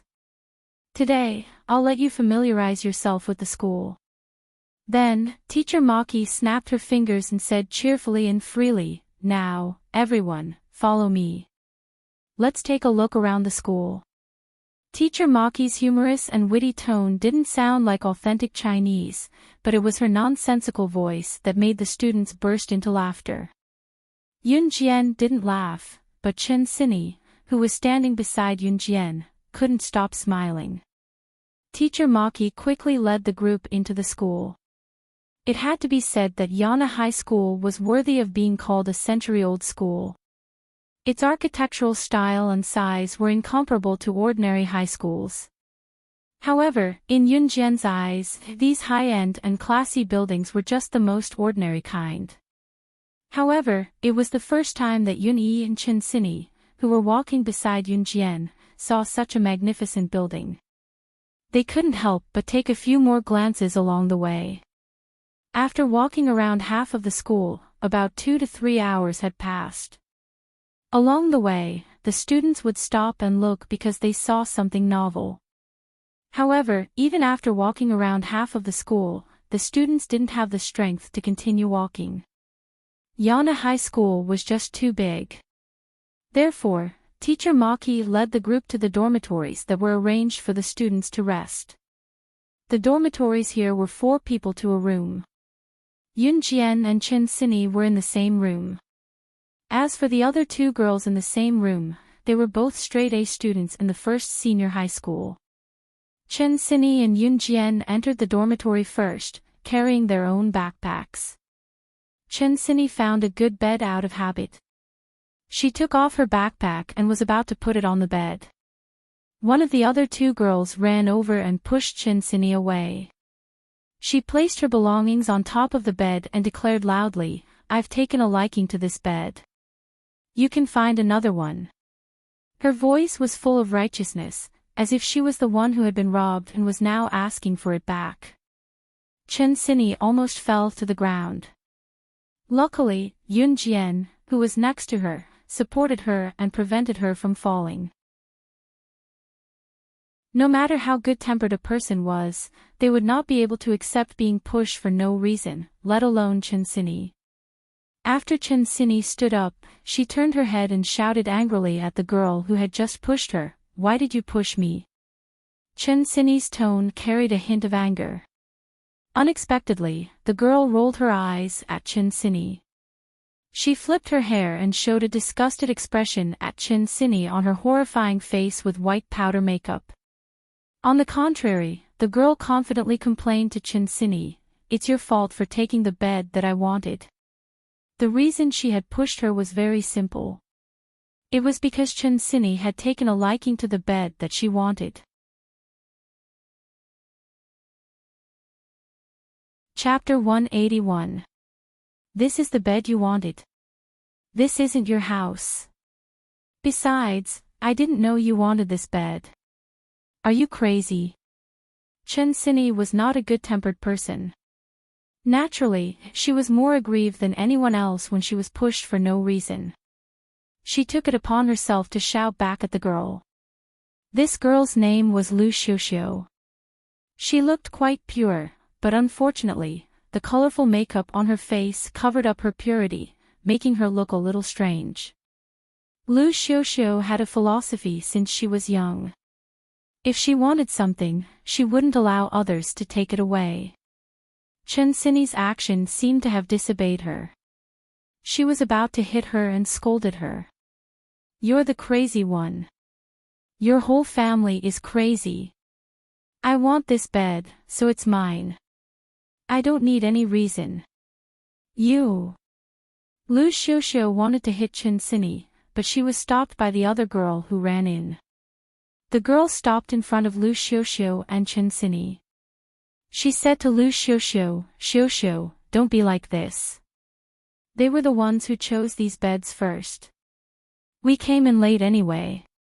The girl turned around and smiled awkwardly at Chen Xinyi and Yun Jian. "I'm sorry. Xiuxiu has always been like this. Please don't hold it against her." Seeing how sincere the girl was, Chen Xinyi did not intend to continue the conversation. She turned to pick the other 2 beds with Yun Jian and tidied up her belongings. "TSK. Who do you think you are?" Lu Xiuxiu was stopped by the girl, but she glared at Chen Xinyi and Yun Jian. She remembered it. Lu Xiuxiu was a top student in No. 1 high school. However, the most annoying thing about her was that she considered herself to be the most outstanding student in the first year of high school, so she was indifferent to others. She even felt that others should be her slaves and deserved to be her stepping stones. The girl who came to mediate was called Tong Yulan. Tong Yulan's grades were excellent. She wasn't an ordinary person since she could enter No. 1 high school. However, she was only above average in No. 1 high school, which was full of top students. Her only outstanding subject was English.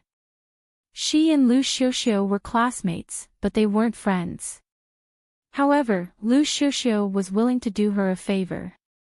If it weren't for the 2 of them going abroad, Tong Yulan wouldn't want to be with someone like Lu Xiuxiu. This annoying quarrel didn't end. Lu Xiuxiu's favorite thing to do was to take advantage of others. Since she had her eyes on Yun Jian and Chen Xinyi, there would be consequences. At this moment, Lu Xiuxiu didn't know what it meant to not die if one didn't seek death. Of course, this was a story for later. After Chen Sini and Yun Jian tidied up the room, they went downstairs to gather. Teacher Maki was waiting for them downstairs. When Yun Jian and the rest went downstairs, they saw Yun Yi and some other students from country Z waiting for them. However, there were 5 or 6 foreign students standing in the middle. They were about the same age as the rest. The atmosphere wasn't very harmonious.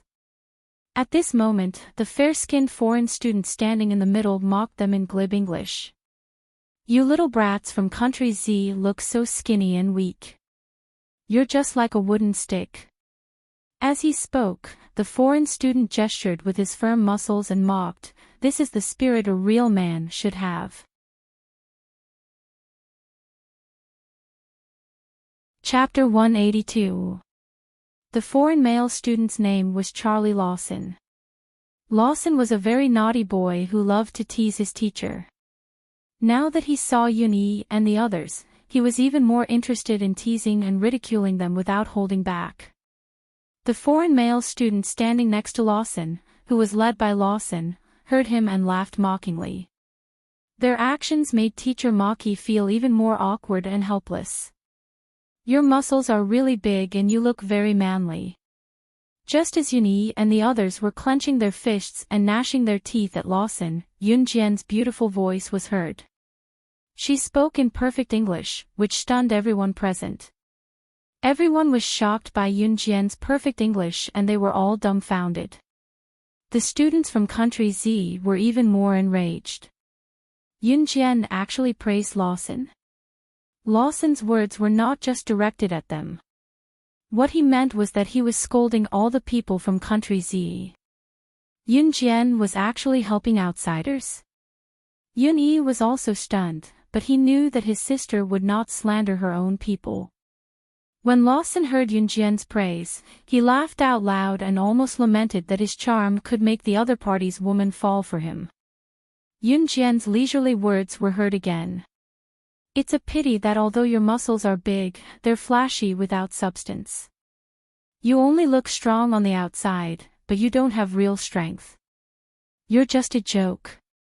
Yun Jian's words were very calm, but there was an element of surprise in the calmness. The students from country Z were in awe of Yun Jian at once. While praising the other party, she also gave him a critical blow. Yun Jian's way of doing things was so satisfying. "What?" At the same time, Lawson's expression changed drastically. He was so angry that his face instantly turned pale. Lawson was infuriated that a little girl had slandered him as someone who was flashy but had no substance and was all talk and no substance. "Didn't you hear me clearly?" Yun Jian blinked her beautiful eyes and continued, "I was just joking with you." It was meant to be a taunt, but coming from Yun Jian's mouth, it sounded like she was speaking innocently and innocently. Even so, Lawson was so angry that his face turned green. Good job." Lawson gritted his teeth and glared at Yun Jian. He then said in an extremely provocative tone, "Since you said that I'm flashy and that my muscles are just for show, then if you have the guts, let one of you fight me." When Lawson mentioned a match, he actually meant a fight. The teachers in countrywide didn't object to students fighting, so Ms. Maki didn't stop them.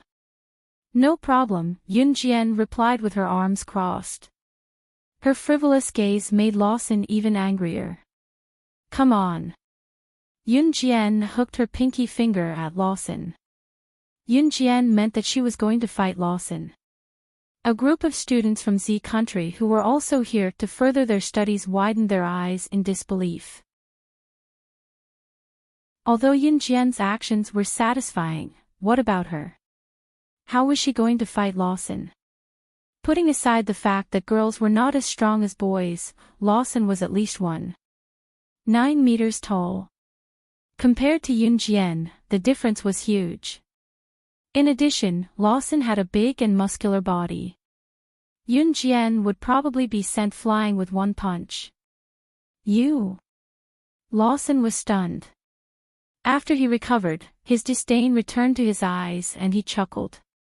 You can't, I'm a man. I don't fight with women. We'll only know if I can win after we fight. Yunjian suddenly narrowed her eyes. After she finished speaking, she ran towards Lawson like a flash of lightning. In the next second, she was next to Lawson. With a flip of her hand, she grabbed Lawson's arm and kicked him horizontally. At the same time, her small arms circled around Lawson's back. Then, Yunjian lifted Lawson up and with a somersault, she threw Lawson to the ground. One move. Lawson didn't even recover from his shock. When Lawson landed on the ground with a loud thud, everyone came back to their senses. At this time, Lawson had been thrown to the ground by Yunjian. The scene was so quiet that one could hear a pin drop. Chapter 183. While everyone was still in shock, Yunjian's indifferent yet sarcastic voice was heard again. TSK. You can't even beat me, what right do you have to fight the guys from Country Z? Yunjian's words completely humiliated Lawson, who was lying on the ground. However, Chen Xinyi, who was standing far away, almost tripped when she heard Yunjian's words. Yunjian was someone who had killed the top 10 assassins in the international assassin rankings. Who here could beat her? However, from Yunjian's words, it sounded like Lawson could not even beat a girl, let alone a guy. In other words, he was even worse than a girl. Chen Xinyi did not expect Yunjian to have the ability to lie through her teeth. She covered her mouth and snickered at the side. That's right. Foreigner, you can't even beat a girl from Country Z, what right do you have to fight us? Ha ha ha, the surrounding guys started to jeer along with Yunjian's words. Their blood was boiling and they were suddenly in awe of Yunjian. Lawson struggled to get up from the ground and stood up in pain. Yunjian did not hit him hard just now, so he could still stand up on his own. After standing up, Lawson looked at Yunjian with his sinister eyes. He pointed at Yunjian and said indignantly, that was a sneak attack. Despicable. Despicable. You want to fight me again? Yunjian narrowed her eyes and a murderous aura surged from her skinny body. This murderous aura made Lawson freeze. He trembled from the bottom of his heart. Although Lawson was a mischievous person, he knew his limits. He knew that Yunjian had hit him hard just now. Even if he used all his strength, he would still end up in the same state. He said that Yunjian had attacked him sneakily just to save his face. Now that Yunjian wanted to fight him again, Lawson naturally would not agree to it. No, since you guys are guests from Country Z, we shouldn't fight and kill. We should compete in something else. Lawson said as he wiped the cold sweat on his face with his sleeve. How despicable. Everyone felt a wave of mockery in their hearts. Lawson could not beat Yunjian, so he wanted to compete in something else. How could he make it sound so nice? If he did not want to fight and kill, how could he fight Yunjian just now? Anytime. Yunjian crossed her arms and looked at Lawson with a frivolous gaze. He wanted to compete in something else. She would fight him to the end. Just because of Lawson's disdainful words, she would let him know what it meant to be inferior to others in everything. Comparisons were odious. When Yunjian was slaying God, she had come in contact with everything. Assassination, explosives, heavy weapons, car racing, computer programming, and so on. As long as it was mentioned, there was nothing that she was not involved in. Lawson suddenly curled his lips into a sinister and terrifying smile. Alright, let's compete in computer skills. How about that? He knew that in 1998, there were very few computer classes in schools in Country Z. Computers were not popularized yet and Yunjian and the rest did not even know what a computer was. Now that their school had started to offer computer classes, he definitely had a huge advantage in this aspect. Therefore, he wanted to compete in computer skills with Yunjian. As soon as Lawson said that, the people around him became even angrier. That's despicable. Foreigner, how shameless can you be? Someone shouted. Most of the students from Country Z had just come into contact with computers. Some of them had not even touched a computer before. How could Lawson suggest this? Wasn't this clearly using his advantage to bully others? Alright, computer skills. No problem. Just then, Yunjian's leisurely voice echoed throughout the crowd. Chapter 184. Listening to Lawson and Yunjian's conversation, Miss Maki and the other students could not even get a word in edgewise. In the end, they could only watch as Lawson led the team to Yana High School's computer room. As a native of Country Y, Miss Maki did not object to the little competition between students from both countries. Thus, the group headed to the computer room. Yuni walked beside Yunjian while Chen Xini followed on Yunjian's left. Xiao Jian, you know how to operate a computer. Yuni was worried about this, so he went closer to his younger sister and asked in a low voice. Don't worry, brother. Yunjian did not explain further, merely smiling with her eyes squinted. Hearing Yunjian's words, Yuni did not ask further despite his worry. Ever since he returned home to celebrate his mother's birthday that week, his younger sister had changed. She was becoming less and less like his younger sister. It was undeniable that he liked his younger sister even more now. Country-wise Yana High School was an internationally renowned high school with a middle and high school section. There was a computer lesson in Yana High School's curriculum as well. When the group came to the computer classroom, even the more affluent students who had computers at home were surprised by the rows of computers in the classroom. There were so many computers here. They had never seen a computer room with so many computers, so they could not help exclaiming. Yunjian was the only one who was unfazed by the rows of computers in the room. In fact, computers were about to be popularized in Country Z in 1998. Some of the elite schools in Country Z had already started offering computer classes. Longmen City was still developing rapidly, but it was not far from offering computer classes. Humph, little brat from Country Z, you're so short-sighted. Lawson could not help but laugh coldly when he saw this. There was an indescribable sense of ridicule in his words. In spite of it, no one paid any attention to Lawson's grumbling, so he gave up. The computer room here was open. None of the computers were turned off. They were all turned on.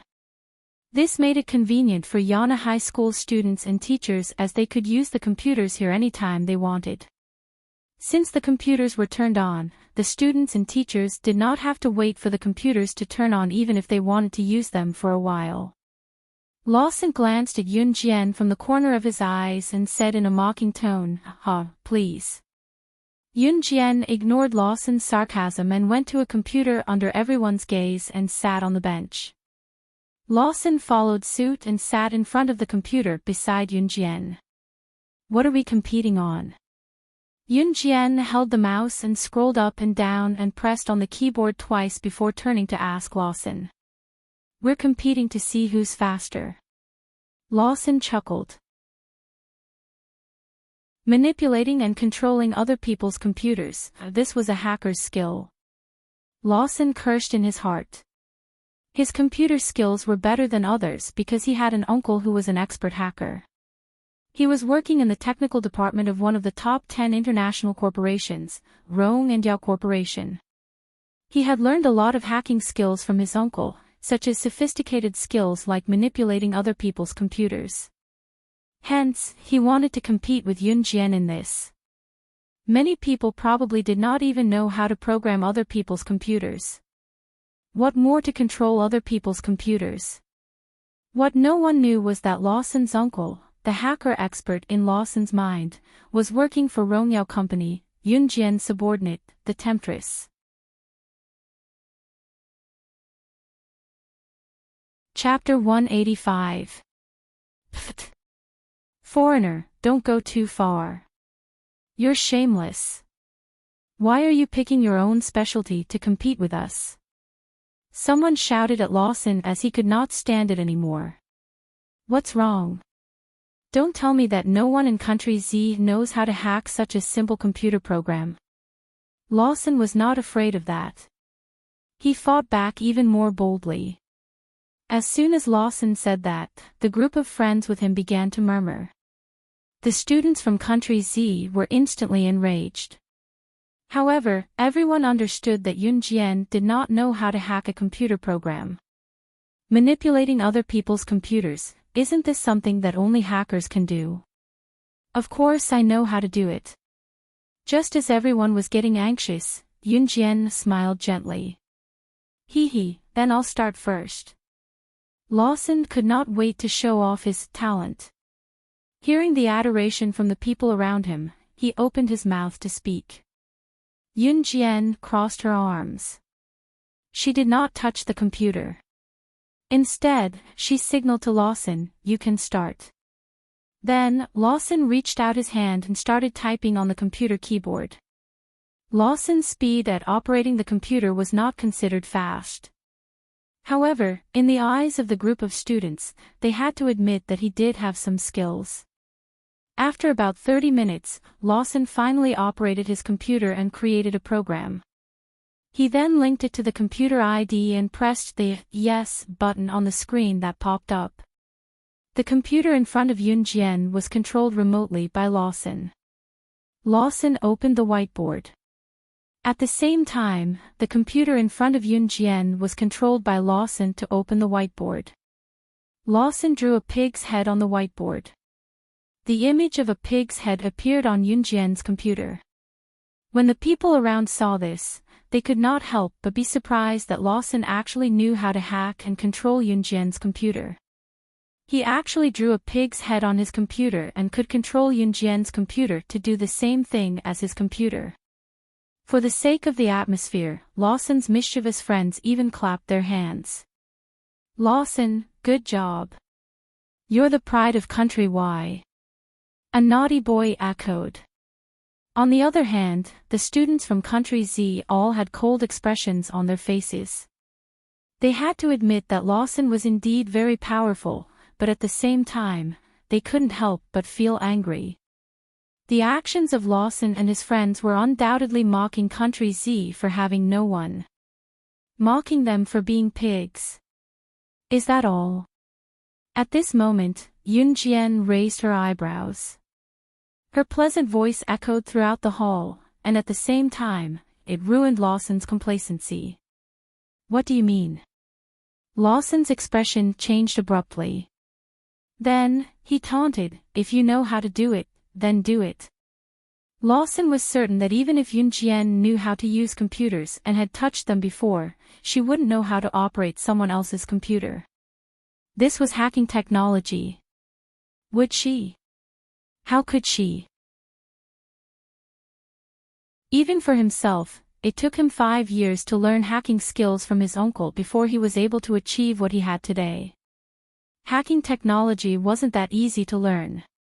Just as Lawson was secretly criticizing Yunjian, he saw Yunjian stretch out her fair hands. Her tender fingers touched the keyboard. Then, Yunjian played with her fingers. Her fingers tapped on the keyboard quickly and nimbly. She only pressed 3 keys on the keyboard, and the computer controlled by Lawson returned to normal. Then, Yunjian's fingers tapped on the keyboard faster and faster. In just 10 breaths. Beep beep beep, a rapid beep was heard. Then, everyone saw that all the computers in the computer room were controlled by Yunjian's computer. She controlled all the computers in 10 seconds. Everyone looked at Yunjian in horror. However, the shock wasn't over yet. Not long after, a teacher ran in from the door and shouted in perfect English, "Oh my God, what's wrong with the mainframe network here? Why did all the computers in the school suddenly go out of control? After hearing that, everyone turned to look at Yunjian, who was sitting in front of the computer table leisurely. Chapter 186. The teacher who ran in was giving a computer lesson to her classmates next door. In the end, all the computer programs were paralyzed at that time. Every computer screen suddenly turned black and could not be restored no matter how hard she clicked on it. She thought that there was a problem with the computers in her classroom, but when she ran around the entire building, she realized that all the computers were paralyzed. The broadband in this open computer room controlled the entire school's network, so she ran in. The teacher did not know that her words caused a huge uproar in everyone's ears. No, it's impossible. How is this possible? Lawson smiled bitterly as he stood up and shook his head desperately. How was this possible? Even his uncle, a top-notch hacker, could not take control of all the computers in Yana High School in just 10 seconds. 10 seconds, what did that mean? Lawson suddenly recalled that his uncle had told him about a person. That person was the top hacker in the world. No one knew her identity, but she was skilled in hacking. As long as she had a computer, she could do anything. She could even easily hack into the system of a top multinational company and completely destroy the other party's software in less than 10 seconds. Yun Jian's methods were 80% similar to the person Lawson's uncle had mentioned. You. Lawson suddenly pointed at Yun Jian and shook his head. Impossible, how can you be that person? Lawson's strange behavior shocked everyone present. Yun Jian narrowed her eyes and supported her chin with her hand. She looked at Lawson and suddenly revealed a strange smile. Lawson's aura immediately deflated and he became completely silent. The group of people around them were shocked and even looked at Yun Jian in horror. In the end, Lawson lowered his eyes as if he had lost all his arrogance. When he looked up at Yun Jian again, his eyes were no longer as aggressive as before. You win, Lawson said to Yun Jian. Lawson's words made the students from Country Z scream in excitement. Yana High School was an international school, so they came here to study. However, the students of Yana High School had always looked down on them. It was because they came here to learn from a top-notch famous school. It could be considered as them paying respect to the other party. On the other hand, Yun Jian's actions just now had viciously regained face for their school, and even for all the Z's citizens. It wasn't as if Country Z didn't have people. Jian, you're amazing. Chen Xinyi ran to Yun Jian gleefully and gave her a thumbs up. Yun Jian just smiled. What Yun Jian didn't expect was that Lawson and the others were in awe of her ever since she showed off her computer skills by controlling all the computers. But that was also true. In this world, the winner was the king, and the loser was the bandit. In the following days, Yun Jian and the others studied and attended classes with the students of Yana High School. This was what advanced studies were all about. Everyone was here to experience the process of attending a foreign high school. At the same time, everyone here spoke English. Although Yunyi, Chen Xinyi, and the others' pronunciation was not standard, they could still communicate with the people in Country Y. In the blink of an eye, it was almost the end of the week's advanced studies. To send off Yun Jian and her friends from Country Z, Miss Maki held a small farewell party in a KTV. Teacher Maki had booked a large KTV room. At this moment, everyone was happily gathered here. Yun Jian sat on the side as well while Chen Xinyi stood in the center with a microphone and sang loudly. No one saw Lu Xiuxiu, who sat in the corner with a strange smile on her face. She poured a packet of powder into a glass of red wine and stirred it twice.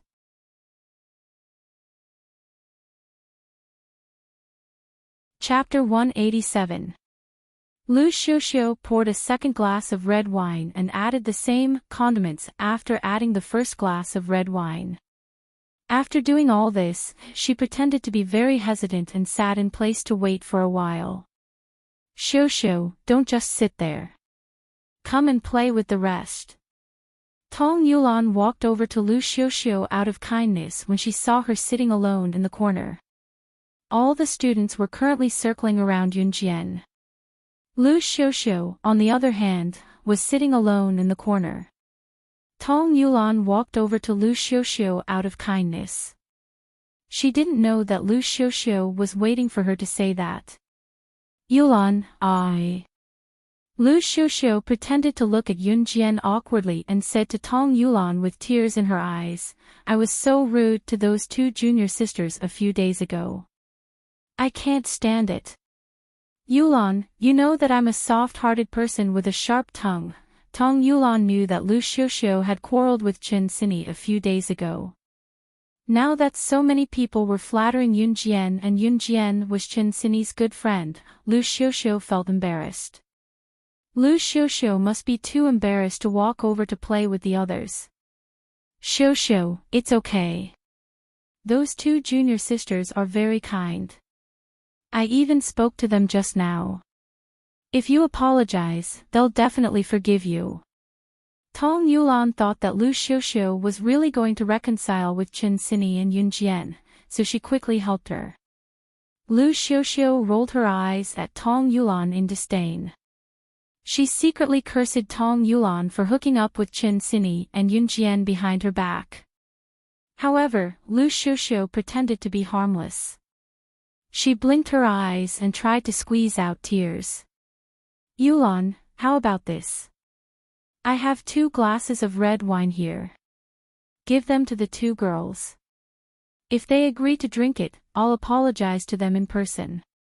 Lu Xiao pushed the 2 glasses of red wine to Tong Yulan as she spoke. Don't tell them that I poured the red wine for them. I'm afraid that they won't drink it if they find out. Lu Xiao was afraid that Tong Yulan would say that, so she continued. Because I feel that if I apologize to them after they drink the red wine I poured for them, the chances of them forgiving me will be higher. Don't you think so, Yulan? Tong Yulan was intimidated by Lu Xiao. She really thought that Lu Xiao was going to apologize sincerely. Good. Then it's settled, Xiao. Tong Yulan thought that Lu Xiao had changed, so she quickly took the 2 glasses of red wine and ran towards Yunjian and Chen Xini. At this moment, Lu Xiao revealed a strange smile.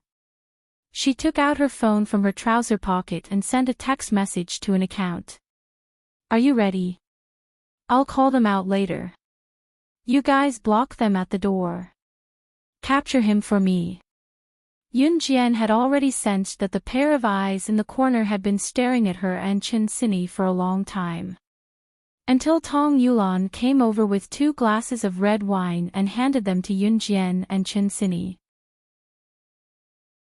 Junior sisters, you must be tired, right? I poured the red wine for you. Have a sip. Tong Yulan's innocent look was hard to reject. Yunjian and Chen Xini picked up the glasses of red wine. Chen Xini finished it in one gulp.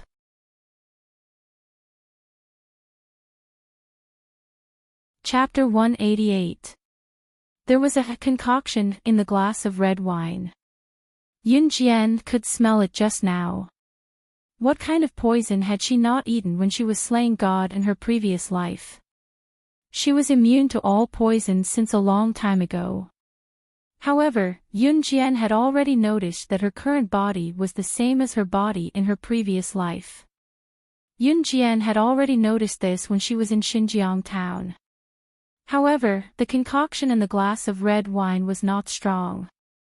It would only make one feel dizzy and weak after drinking it. Of course, it was ineffective on Yunjian. Yunjian did not think that Tong Yulan had purposely poured the red wine for her and Chen Xini to drink. She glanced sideways and caught a glimpse of Lu Xiao, who was observing the situation from a corner not far away. It seemed like someone had a death wish. She would play along with her then. The farewell banquet continued. Tong Yulan followed Lu Xiuxiu's instructions and made Yunjian and Chen Xini drink the red wine. She then ran to Lu Xiuxiu. Xiuxiu, they've drunk the red wine. Can you apologize now? Tong Yulan naively thought that Lu Xiuxiu would really apologize. Yulan, thank you. Lu Xiuxiu pretended to thank Tong Yulan sincerely. She then lowered her voice and said to Tong Yulan. Yulan, it's not good for me to apologize in front of everyone, right? Can you get the two of them outside, please? We can come in together after we've reconciled. This isn't a good thing after all. I'll be embarrassed if everyone knows about it. No problem. Tong Yulan was thinking that she had done a great job if Lu Xiuxiu could apologize to the two juniors. She gestured an okay with her hand and turned to run to Yunjian and Chen Xini. Yunjian had seen Tong Yulan and Lu Xiuxiu's interaction, but she did not make a sound. At this time, Chen Xini was so weak that she couldn't exert any strength. Because she had drunk some wine just now, her cheeks were red and she was a little drunk. She felt like her soul had been turned upside down. Can you guys come out with me for a while? I want to talk to you guys in private. Tong Yulan was excited when she ran over. She couldn't wait to ask Chen Xini and Yunjian to go out with her to see Lu Xiuxiu. Then, Lu Xiuxiu apologized to them and they reconciled. Oh, sure. Although Chen Xini was a little drunk, she could still understand Tong Yulan's words and agreed immediately. Yunjian also agreed. The three of them opened the door of the KTV and walked out. Because it was common for people to go to the bathroom, Yunjian and the others did not attract much attention when they went out. Only Yuni glanced at Yunjian and the other two. She didn't think it was inappropriate. After all, no matter how hard she thought about it, he would never think that someone would plot against his sister. On the other hand, his sister was so powerful. If someone wanted to harm her, they had to have the ability to do so. When Yunjian and the others opened the door of the KTV and took 2 steps out, a few tall and strong men rushed towards them before Lu Xiuxiu arrived. You! Tong Yulan was shocked. She had just opened her mouth when the group of men covered her mouth. The word you was completely obliterated by the noise of the KTV. The men ran over and tied up Yunjian, Chen Xini, and Tong Yulan swiftly. They covered their mouths with black tape and ran away with them.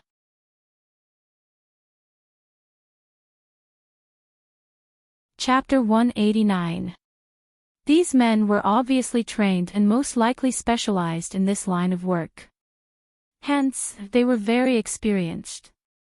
Yunjian didn't resist and the men tied her hands and feet easily. Yunjian and the other 2 girls couldn't make a sound because their mouths were covered with black tape. They were dragged out of the KTV. Even if there were passers-by who saw them, they wouldn't help them. After all, no one wanted to get into trouble. After dragging Yunjian and the other 2 girls out of the KTV, the men threw them into a van and drove away.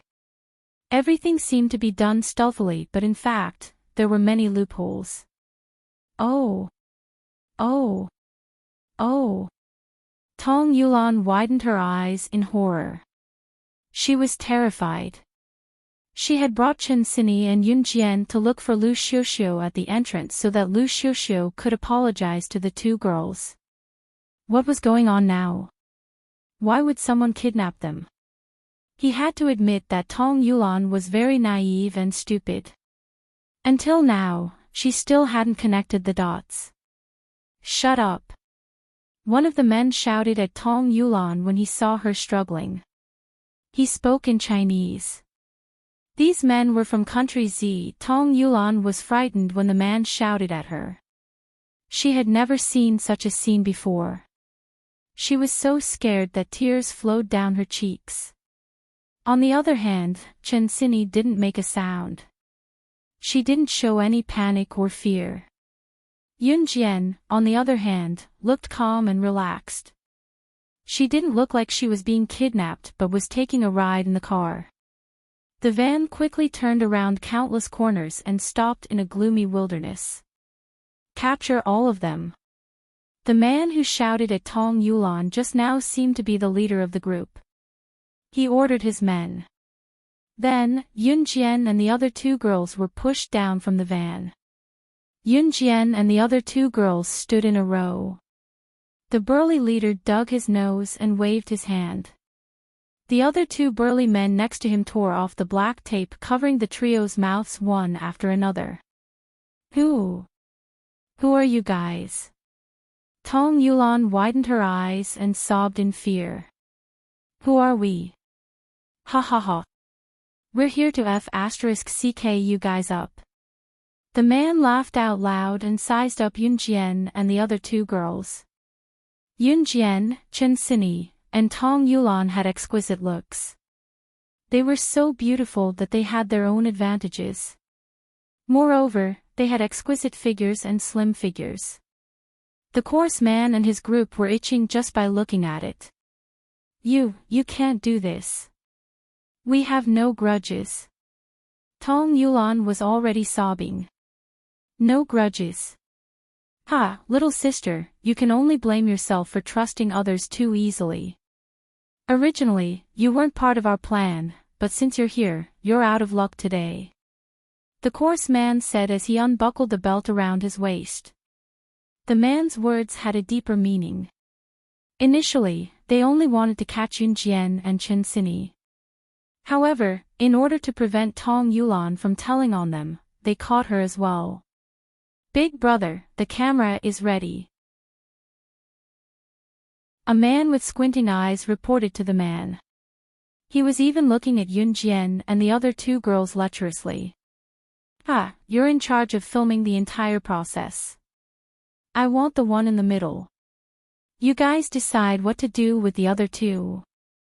The man stared at Yun Jian. He unbuckled his belt and walked toward Yun Jian. He looked extremely perverted. Yun Jian's looks were the most exquisite among the three of them. Are you sure you want me? Yun Jian raised her brow and asked the man in return. The man was stunned. Clearly, he did not expect Yun Jian to not be afraid. However, he did not think too much about it. Instead, he walked toward Yun Jian with a sneaky smile. Little beauty, it's you. You can't escape. I took a liking to you today because of your... Before he could say the word honor, the man suddenly stopped in his tracks. He had already taken off his pants. Right now, he was only wearing his underwear. The reason why he stopped in his tracks was that Yun Jian removed the ropes that tied her hands and feet and stood up.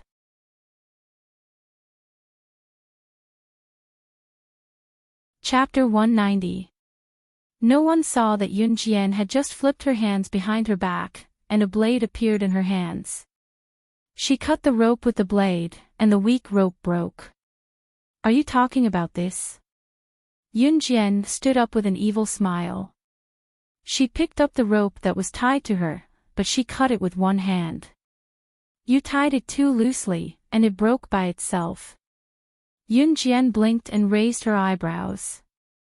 After saying that, she threw the rope directly to where the coarse man and the others were. Tied it too loosely. How was that possible? The coarse man exclaimed. Just now, he was afraid that they would break free from the rope, so when he was in the car, he deliberately checked the tightness of the rope. Even if it was a bull, it wouldn't be able to break free from the rope, let alone the drugged Yun Jian. How did she do it? Obviously, the coarse man and the others all thought that Yun Jian and Chen Xinyi were drugged. Even if they had the strength of a bull, their bodies would definitely be weak at this time. But why didn't Yun Jian have any trace of being drugged? Now, it's time to settle our accounts. Yun Jian clasped her hands together, and the bones of her two hands made a crisp "gee" sound. The coarse man and the others were frightened when they heard it. Hee hee, so what if you broke free from the rope? The coarse man and the others quickly realized that Yun Jian was just a little girl. So what if she wasn't drugged? So what if she broke free from the rope? Could it be that they, a group of big men, couldn't beat this little girl?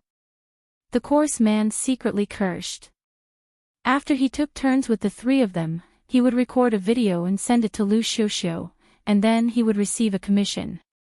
So, what did it mean even if Yun Jian untied herself? Little beauty, if you know what's good for you, then come over yourself. Big brother promises to treat you well. Otherwise, big brother will make you regret being born. The coarse man rubbed his hands and smiled evilly. The coarse man didn't know that his words touched Yun Jian's bottom line.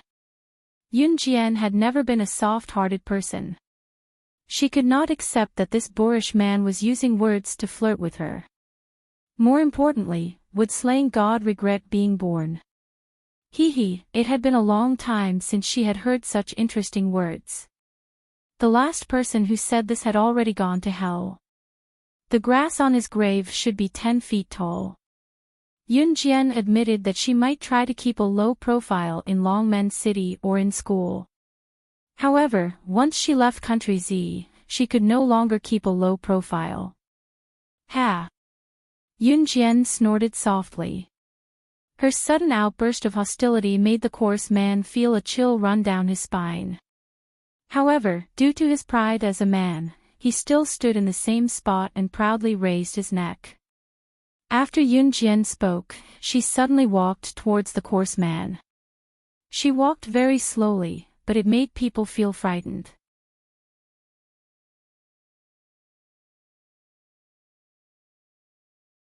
Chapter 191. Yun Jian's dagger pierced through the vulgar man's genitals. She wanted him to die without any descendants. The men who were with the vulgar man all looked at Yun Jian in horror. There was no longer any desire for a beauty in their eyes. Instead, it was as if they had seen a devil. No, Yun Jian was the devil. As for what Yun Jian said, no one dared to doubt her anymore. We were wrong. We were wrong. Please spare our lives, heroine. The first to beg for mercy was the man who had prepared the camera and was in charge of recording the video. The moment the man begged for mercy, the surrounding men who were working under the vulgar man also started begging for mercy. What a joke. Even the vulgar man was kicked away by Yun Jian and cut off his genitals with a swing of the dagger. He didn't even have a chance to struggle. They weren't fools. If they didn't beg for mercy now, did they really want to wait for their genitals to be cut off and die without any descendants? Yun Jian ignored the group of men. She turned around to untie Chen Sini and Tong Yulan, who was looking at her in horror. Chen Sini had been kidnapped once before. This time, it was probably because Yun Jian was around, so she wasn't that afraid. On the contrary, it was Tong Yulan's first time witnessing Yun Jian's methods. After she was untied, she was still in a daze. Yun Jian untied the two of them and stood in the middle of the group of men who were begging for mercy. At this moment, she didn't seem like an ordinary junior high school girl. Instead, she seemed like a high and mighty king. You guys worked together with him to deal with me just now. Why shouldn't I kill all of you like how I killed him?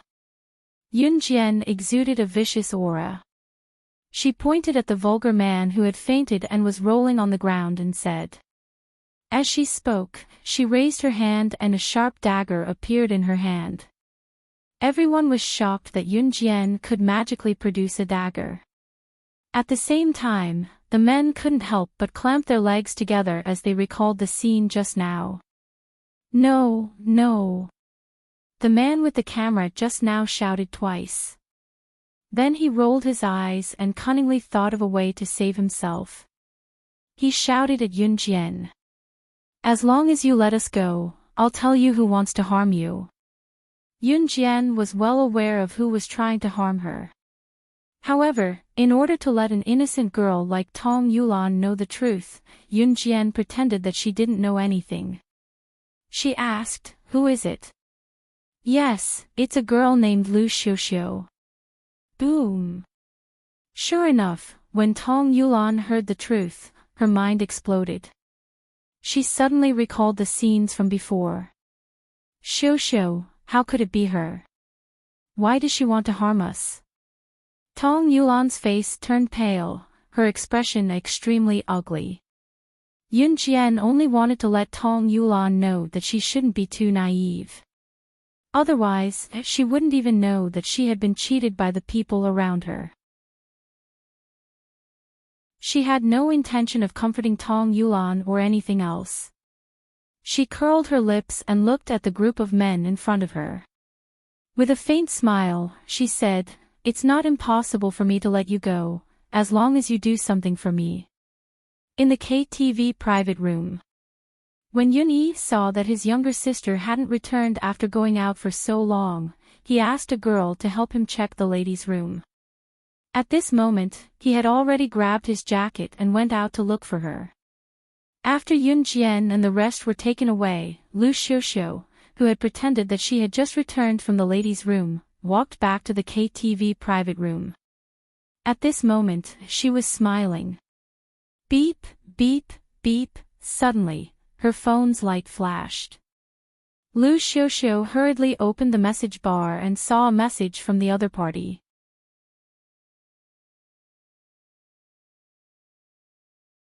Chapter 192.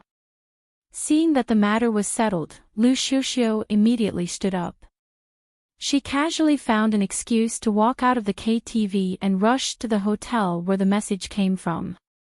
At this time, Lu Xiuxiu only knew that the matter was settled. She didn't even think about why the group of men wanted to give her the video in the hotel. She went there full of joy.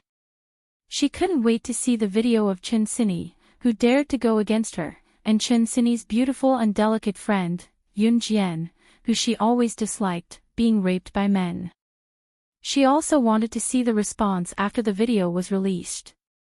Lu Xiuxiu didn't realize how much damage it would do to an ordinary girl if she really succeeded in doing so. Maybe she just wanted to take revenge for a moment of pleasure. Ligu Hotel, in front of room 3011. Lu Xiuxiu excitedly knocked on the door. The door was immediately opened. "Come in, the video is inside." The man who came out to open the door said to Lu Xiuxiu in a neutral tone. Lu Xiuxiu didn't even think about it. She even thought that this matter was supposed to be a secret deal, so she stepped inside and deliberately closed the door. The moment Lu Xiuxiu entered the room, the man covered Lu Xiuxiu's mouth and shouted into the room, "Brothers, come out. This woman caused our big brother to lose his manhood and almost caused us to become like this. If we don't F***k her until she cries today, I'm a bastard." In an instant, a row of men walked out of the room. They were only wearing underwear and bare arms, and they all looked at Lu Xiuxiu with lecherous and angry eyes. This group of people was undoubtedly the group of men under the vulgar man. Oh! Oh! Oh! Lu Xiuxiu, whose mouth was covered, shook her head desperately. She fiercely widened her eyes and looked at the group of men who were crowding towards her in horror. At this moment, Lu Xiuxiu completely tasted the taste of despair. Suddenly, the room was filled with charm. The men's lewd laughter mixed with the desperate cries of women begging for mercy.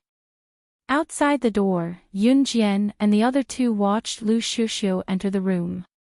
Not long after, a series of ambiguous and creepy screams came from the room. "Are we going too far?" Tong Yulan lowered her head. Her body was trembling. She was afraid. Everything that happened tonight was unforgettable for her for the rest of her life. Too much. Yun Jian raised her eyebrows. She suddenly laughed coldly. "If you didn't go overboard, then the person in the room right now would be you." After that, Yun Jian didn't explain and left with Chen Sini. He left behind Tong Yulan, who was confused and on the verge of collapsing, with a pale face. In a certain country in the south, Ce and her two subordinates, Adam and Mo Sen, were currently staying in a hotel. They were preparing for tomorrow's exploration of the ancient tomb. Beep beep beep. Mo Sen's laptop flashed twice. He suddenly lifted his laptop and placed it in front of Ce. Someone wants to bully her. Ce frowned when he saw the news on the screen. Although he was outside, Yun Jian's every move these days was under his control. Yes, but that person's penis has already been broken by her. That woman has also received her retribution, Mo Sen reported indifferently. Ce suddenly stood up. When he heard that someone wanted to bully Yun Jian, his anger spread through his entire body. Only his penis has been broken. Send someone to kill that group of people. As for that woman, sell her to a brothel. Since she likes to be a prostitute, let her be a prostitute for life.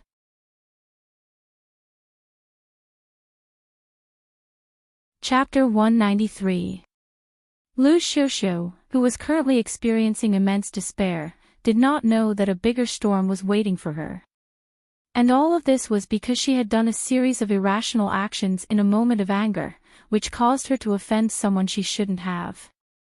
On their way back to the KTV, Yun Jian and Chen Sini happened to bump into Yun Yi, who was looking for them anxiously outside. Yun Jian and Chen Sini had been missing for more than an hour, but the people in the KTV room had yet to notice. However, as the elder brother, Yun Yi did not want to disturb the joyous atmosphere of the group. Moreover, he was worried about his younger sister since they were overseas and not in Longmen City, so he went in circles outside to search for them alone. It was not until he bumped into Yun Jian and Chen Sini walking back side by side on the road. Yun Yi ran over, his tall frame blocking the duo's path. "Where did you guys go just now?" Yun Yi panted. It was obvious that he had been searching for Yun Jian and Chen Sini for a long time as he asked them worriedly, out of breath.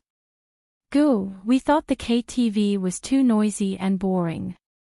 We're going back to Longmen City tomorrow, so we wanted to come out for a walk." "Don't you think so, Sini?" Yun Jian was afraid that Yun Yi would be worried if he knew the truth, so she and Chen Sini had come up with a response.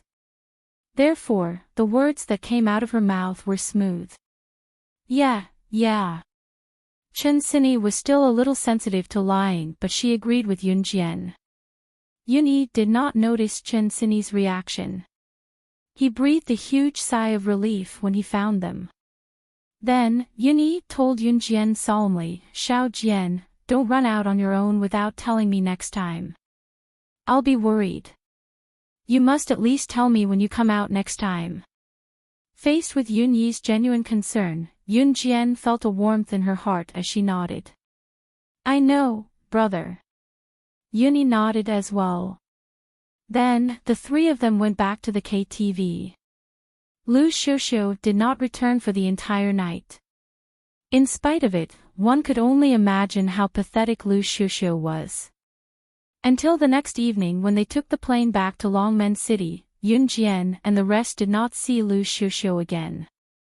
Only Instructor Ding mentioned Lu Xiuxiu briefly, saying that her parents had come to pick her up in the middle of the night. Since it had happened, the instructors could not say much.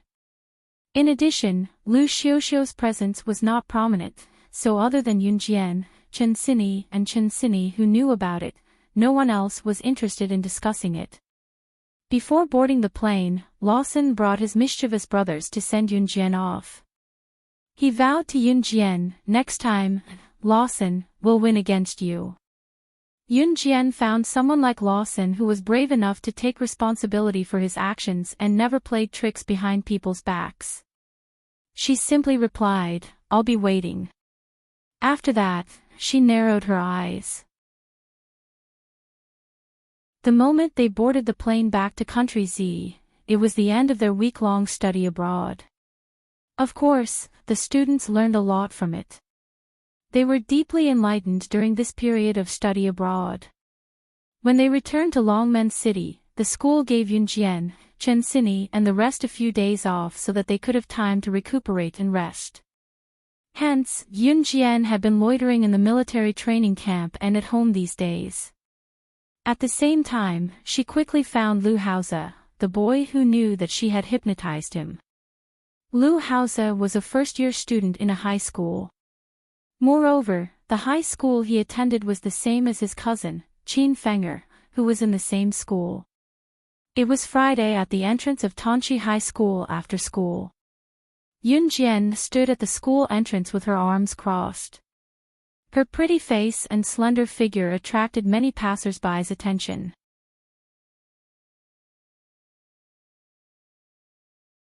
Chapter 194. Yunjian watched as batch after batch of students walked out of the school gate with their heavy backpacks. She waited for about 5 minutes before a group of boys walked out of the school gate. Among the boys, there was a handsome and childlike boy who stood out the most. Lu Haoze, who was standing in the middle of the group, also couldn't help but look shy and childish. Lu Haoze. Yunjian walked over and waved at him. When Yunjian called out, not only Lu Haoze, but also the group of unfamiliar boys next to him all looked at Yunjian. Seeing that Yunjian was a standard beauty, some of the more active boys started to tease Lu Haoze. Yo, where did this little beauty come from? Lu Haoze, the little beauty is calling you. Why didn't you reply? A tall and thin boy standing next to Lu Haoze teased him. Lu Haoze's cheeks instantly flushed red. He was so shy that even the tips of his ears turned red. He couldn't even say a word to explain himself. He only looked up at Yunjian for a moment, then quickly lowered his head and asked in a small voice, why are you looking for me? He definitely recognized Yunjian. Yunjian wasn't shy. She walked over and stood in front of Lu Haoze and the group of tall and thin boys. She said to Lu Haoze, I'm looking for you. There's something. Lu Haoze immediately guessed that Yunjian was looking for him because he blurted out that Yunjian knew hypnotism last time. However, he became even more shy. The redness on his face was unavoidable. It had to be said that Lu Haoze was very shy. Yunjian felt that Lu Haoze was acting like this. Not only did she not despise him for blushing like a little girl, but she also felt that he was a little cute. This Lu Haoze was very similar to her little brother when she first met him in her previous life. Especially when he first met a stranger, his face was pink and tender. Yunjian couldn't help but feel sad when she thought of her little brother. Oh, Lu Haoze had just nodded when a boy next to him pushed Lu Haoze in front of Yunjian. Kid, go. Your luck with women is here. These words made Lu Haoze blush even more. Yunjian didn't care. Besides, there was nothing between them. It was normal for puberty students to be entangled in the love between men and women. If a girl went to look for a boy, or a boy went to look for a girl, it would be seen as an unusual relationship. Although Yunjian was only 16 years old in her previous life, her mind was not as young as it was now. This was a feeling that only those who had lingered on the edge of life and death would deeply understand. In the end, Lu Haoze followed Yunjian to an empty corner. Yunjian looked at Lu Haoze, who lowered his head shyly, and asked him directly, You should know why I'm looking for you. Although Lu Haoze was a little shy, he was a smart child. He nodded and said, Do you want to know how I can tell that you know hypnotism? Lu Haoze spoke cautiously, but it had to be said that this child was very smart. Yunjian nodded. She curled her lips and revealed a charming smile. That's right. So you can choose to tell me directly, or you can choose not to tell me. But even if you don't tell me, I will know. Other than the secret of the sandalwood box, there was nothing that she couldn't find out. Lu Hao's slender fingers rubbed against each other for a long time. Finally, he gathered his courage and looked at Yunjian. I choose to tell you that I also know hypnotism. This is a technique that has been passed down in my family for generations. We have never told outsiders. I saw that you also used hypnotism that day, so I couldn't control myself and shouted. Because the hypnotism that you use seems to be very powerful. Even the most powerful elder in my family can't compare to 1/10 of you.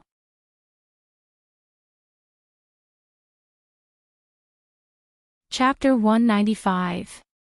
For some reason, when Yunjian heard Lu Hao's say that his family elder's old friend used the same hypnotism technique as her, she suddenly thought of the old man who taught her these skills in her previous life. She actually didn't know what that old man was called, where he came from, or where he was now.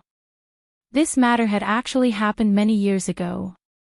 When she met the old man in her previous life, she was only 10 years old.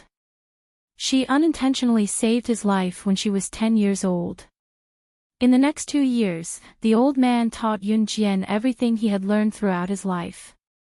However, he disappeared without a trace. But in Yunjian's heart, this old man was like her life's enlightenment mentor. Perhaps without this old man, she wouldn't have achieved what she had in her previous life. Do you know where your elder's old friend is now? Yunjian raised her eyebrows. Although her tone was as calm as usual, her heart was already in turmoil. She suspected that the old man was Lu Hao's family elder's old friend. Lu Hao slowly spoke under Yunjian's expectant gaze. In the end, he only shook his head apologetically and lowered his head. I don't know. The sparkle in Yunjian's eyes dimmed as well. In her previous life, she used her power to find the old man, but it was as if the old man had never appeared in this world. He completely disappeared without a trace. But our family's elders might know something. Lu Hao's next words reignited Yunjian's hope. Really? Yunjian stared at Lu Hao's young face and asked. Lu Hao's face turned red again. He said evasively, really. If you want to know, I can take you to see the elder of my family. However, he has gone to the countryside and won't be back for a while. When he comes back, I'll ask you to go find him. Okay, it's a deal. Yunjian narrowed her eyes. Then, she loosened her eyebrows and looked at Lu Hao with a faint smile. She continued, then let me formally introduce myself. I'm Yunjian, a student of Longmen First Middle School's Grade 3 Class A. When your elder comes back, you can come to our school directly to find me. Lu Hao nodded his head again, agreeing to it. What a shy child. Yunjian touched her chin and couldn't help but sigh in her heart. Although Lu Hao was older than Yunjian, Yunjian treated him as a younger brother. A period of time, Yunjian rested at home for a few days. She received news that Zhang Jifan's arrangement of the shop's renovation was coming to an end. This was much faster than planned. Once the shop's arrangements were completed, Yunjian planned to officially start importing cars for sale. For the next few days, whenever there was a break, Yunjian would strengthen her training in the military training camp. Since she had some free time this weekend, Yunjian planned to accompany Qin Yiro to buy some winter clothes or cotton shoes for her. Qin Yiro's clothes were old and worn out. Who knew how many years these clothes had been worn? Even the color of the clothes had faded. Yunjian claimed that she went out to do some temporary work when she was free. She said that she wanted to experience life better. Claiming that she had received her salary, she dragged Qin Yiro to a clothing store that was rather expensive but had nice and high-quality clothes to pick out some clothes.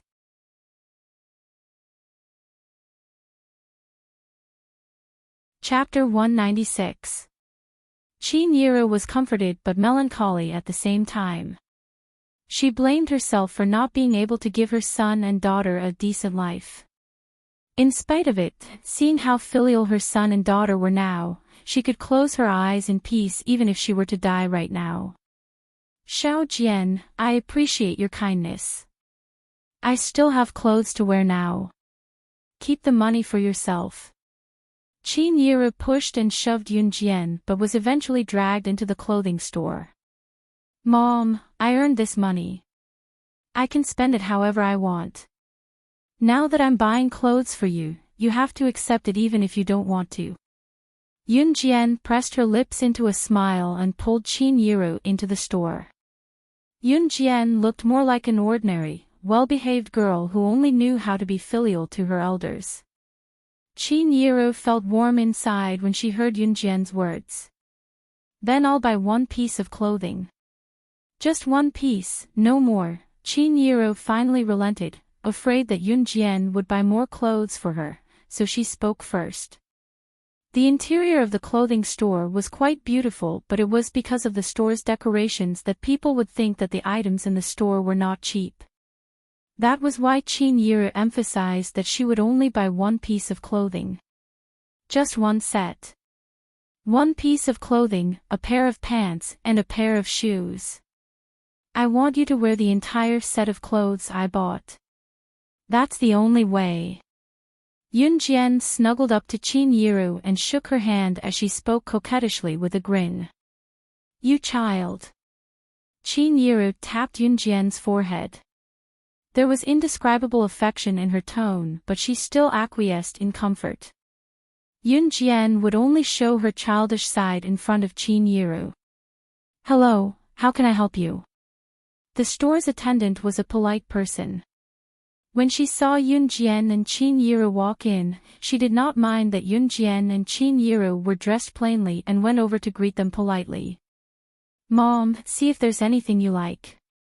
Yun Jian turned to Qin Yiru. Qin Yiru nodded and did not reject her daughter's kindness, choosing a few pieces of clothing that she liked to try on. In the end, she decided to buy the cheapest piece of clothing in the pile. Yun Jian did not say much. She paid and left after the attendant sent her off respectfully. Then, Yun Jian bought a pair of pants and a pair of shoes for Qin Yiru from another store. Mom, I'll carry the bags, Yun Jian said and snatched the 3 bags. Qin Yiru was even more gratified when she saw this. Yun Jian and Qin Yiru were about to leave the mall and walk out.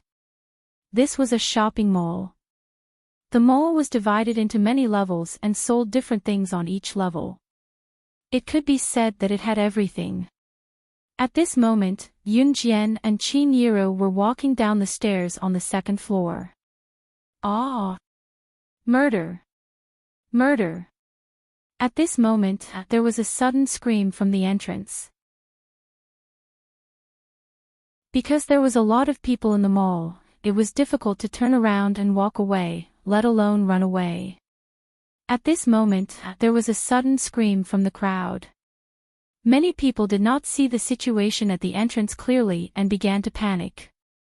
Yun Jian and Qin Yiru could see 3 or 4 masked men in black rushing in from where they were standing. These men each had a watermelon knife in their hands. They stabbed and slashed at anyone they saw.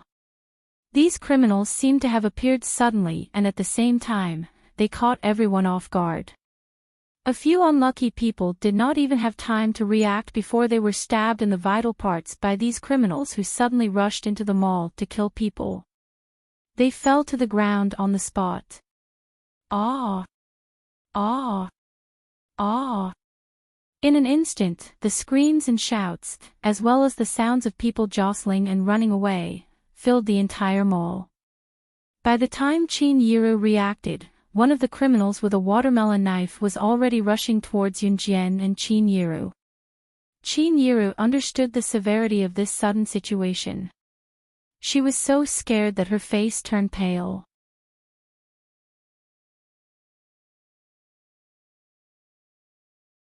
Chapter 197. Out of motherly instinct, the first thing that came to Qin Yiru's mind when she was caught in such a dangerous situation was not that Yun Jian's unusual skills could save her. It was that she wanted to save her daughter. Therefore, she instinctively pushed Yunjian away while she stood where she was. Even if she had to die, she had to buy time for her daughter to escape. The scene was already in a state of panic. Everyone was running away like headless flies. No one dared to stand up and fight with the criminals. Yunjian's docile gaze shifted abruptly as malice exploded in her eyes. Seeing that the criminal was about to stab Qin Yiru, who was closest to him, with a long watermelon knife, Yunjian pulled Qin Yiru behind her without a second thought. Qin Yiru shrieked when she saw it. Xiao Jian, no. She thought that Yunjian was going to take the knife for her. Qin Yiru's shriek was soon drowned out by the chaotic screams. No one around them noticed the commotion as they were busy running for their lives. Realizing that the criminals were going on a killing spree, the crowd was eager to push everyone around them away to block the criminals so that they could have time to escape. Clang! Before Qin Yiru could snap out of her wails, Yunjian had already kicked away the watermelon knife in the criminal's hand. Ah! Ah! Help! Help! Sob! A well-dressed woman who ran past Qin Yiru shrieked and grabbed Qin Yiru, pushing her toward the criminal who was slashing at her. The criminals killed everyone they saw, stabbing and slashing anyone who was in front of them. Seeing that she was about to be caught by the criminals, the woman pushed Qin Yiru away in fear so that she had time to escape. You're asking for it. When the woman pushed Qin Yiru toward another criminal who was chasing her, Yunjian had just kicked away the watermelon knife in the criminal's hand. With a low growl, rage engulfed her. Ah! Ah! Ah! Seeing that the knife in the criminal's hand was about to plunge into Qin Yiru's heart, the woman squeezed her way to the back of the crowd and ran away, looking terrified. Qin Yiru was shielded behind Yunjian and pulled out by the woman. She felt like her heart was in her throat. Part of it was because he was worried that Yunjian had just defended him from the robber. Another reason was that the other robber's blade was already inches away from him. She could even feel the arrival of the Grim Reaper. However, in the next second, Yunjian dashed over.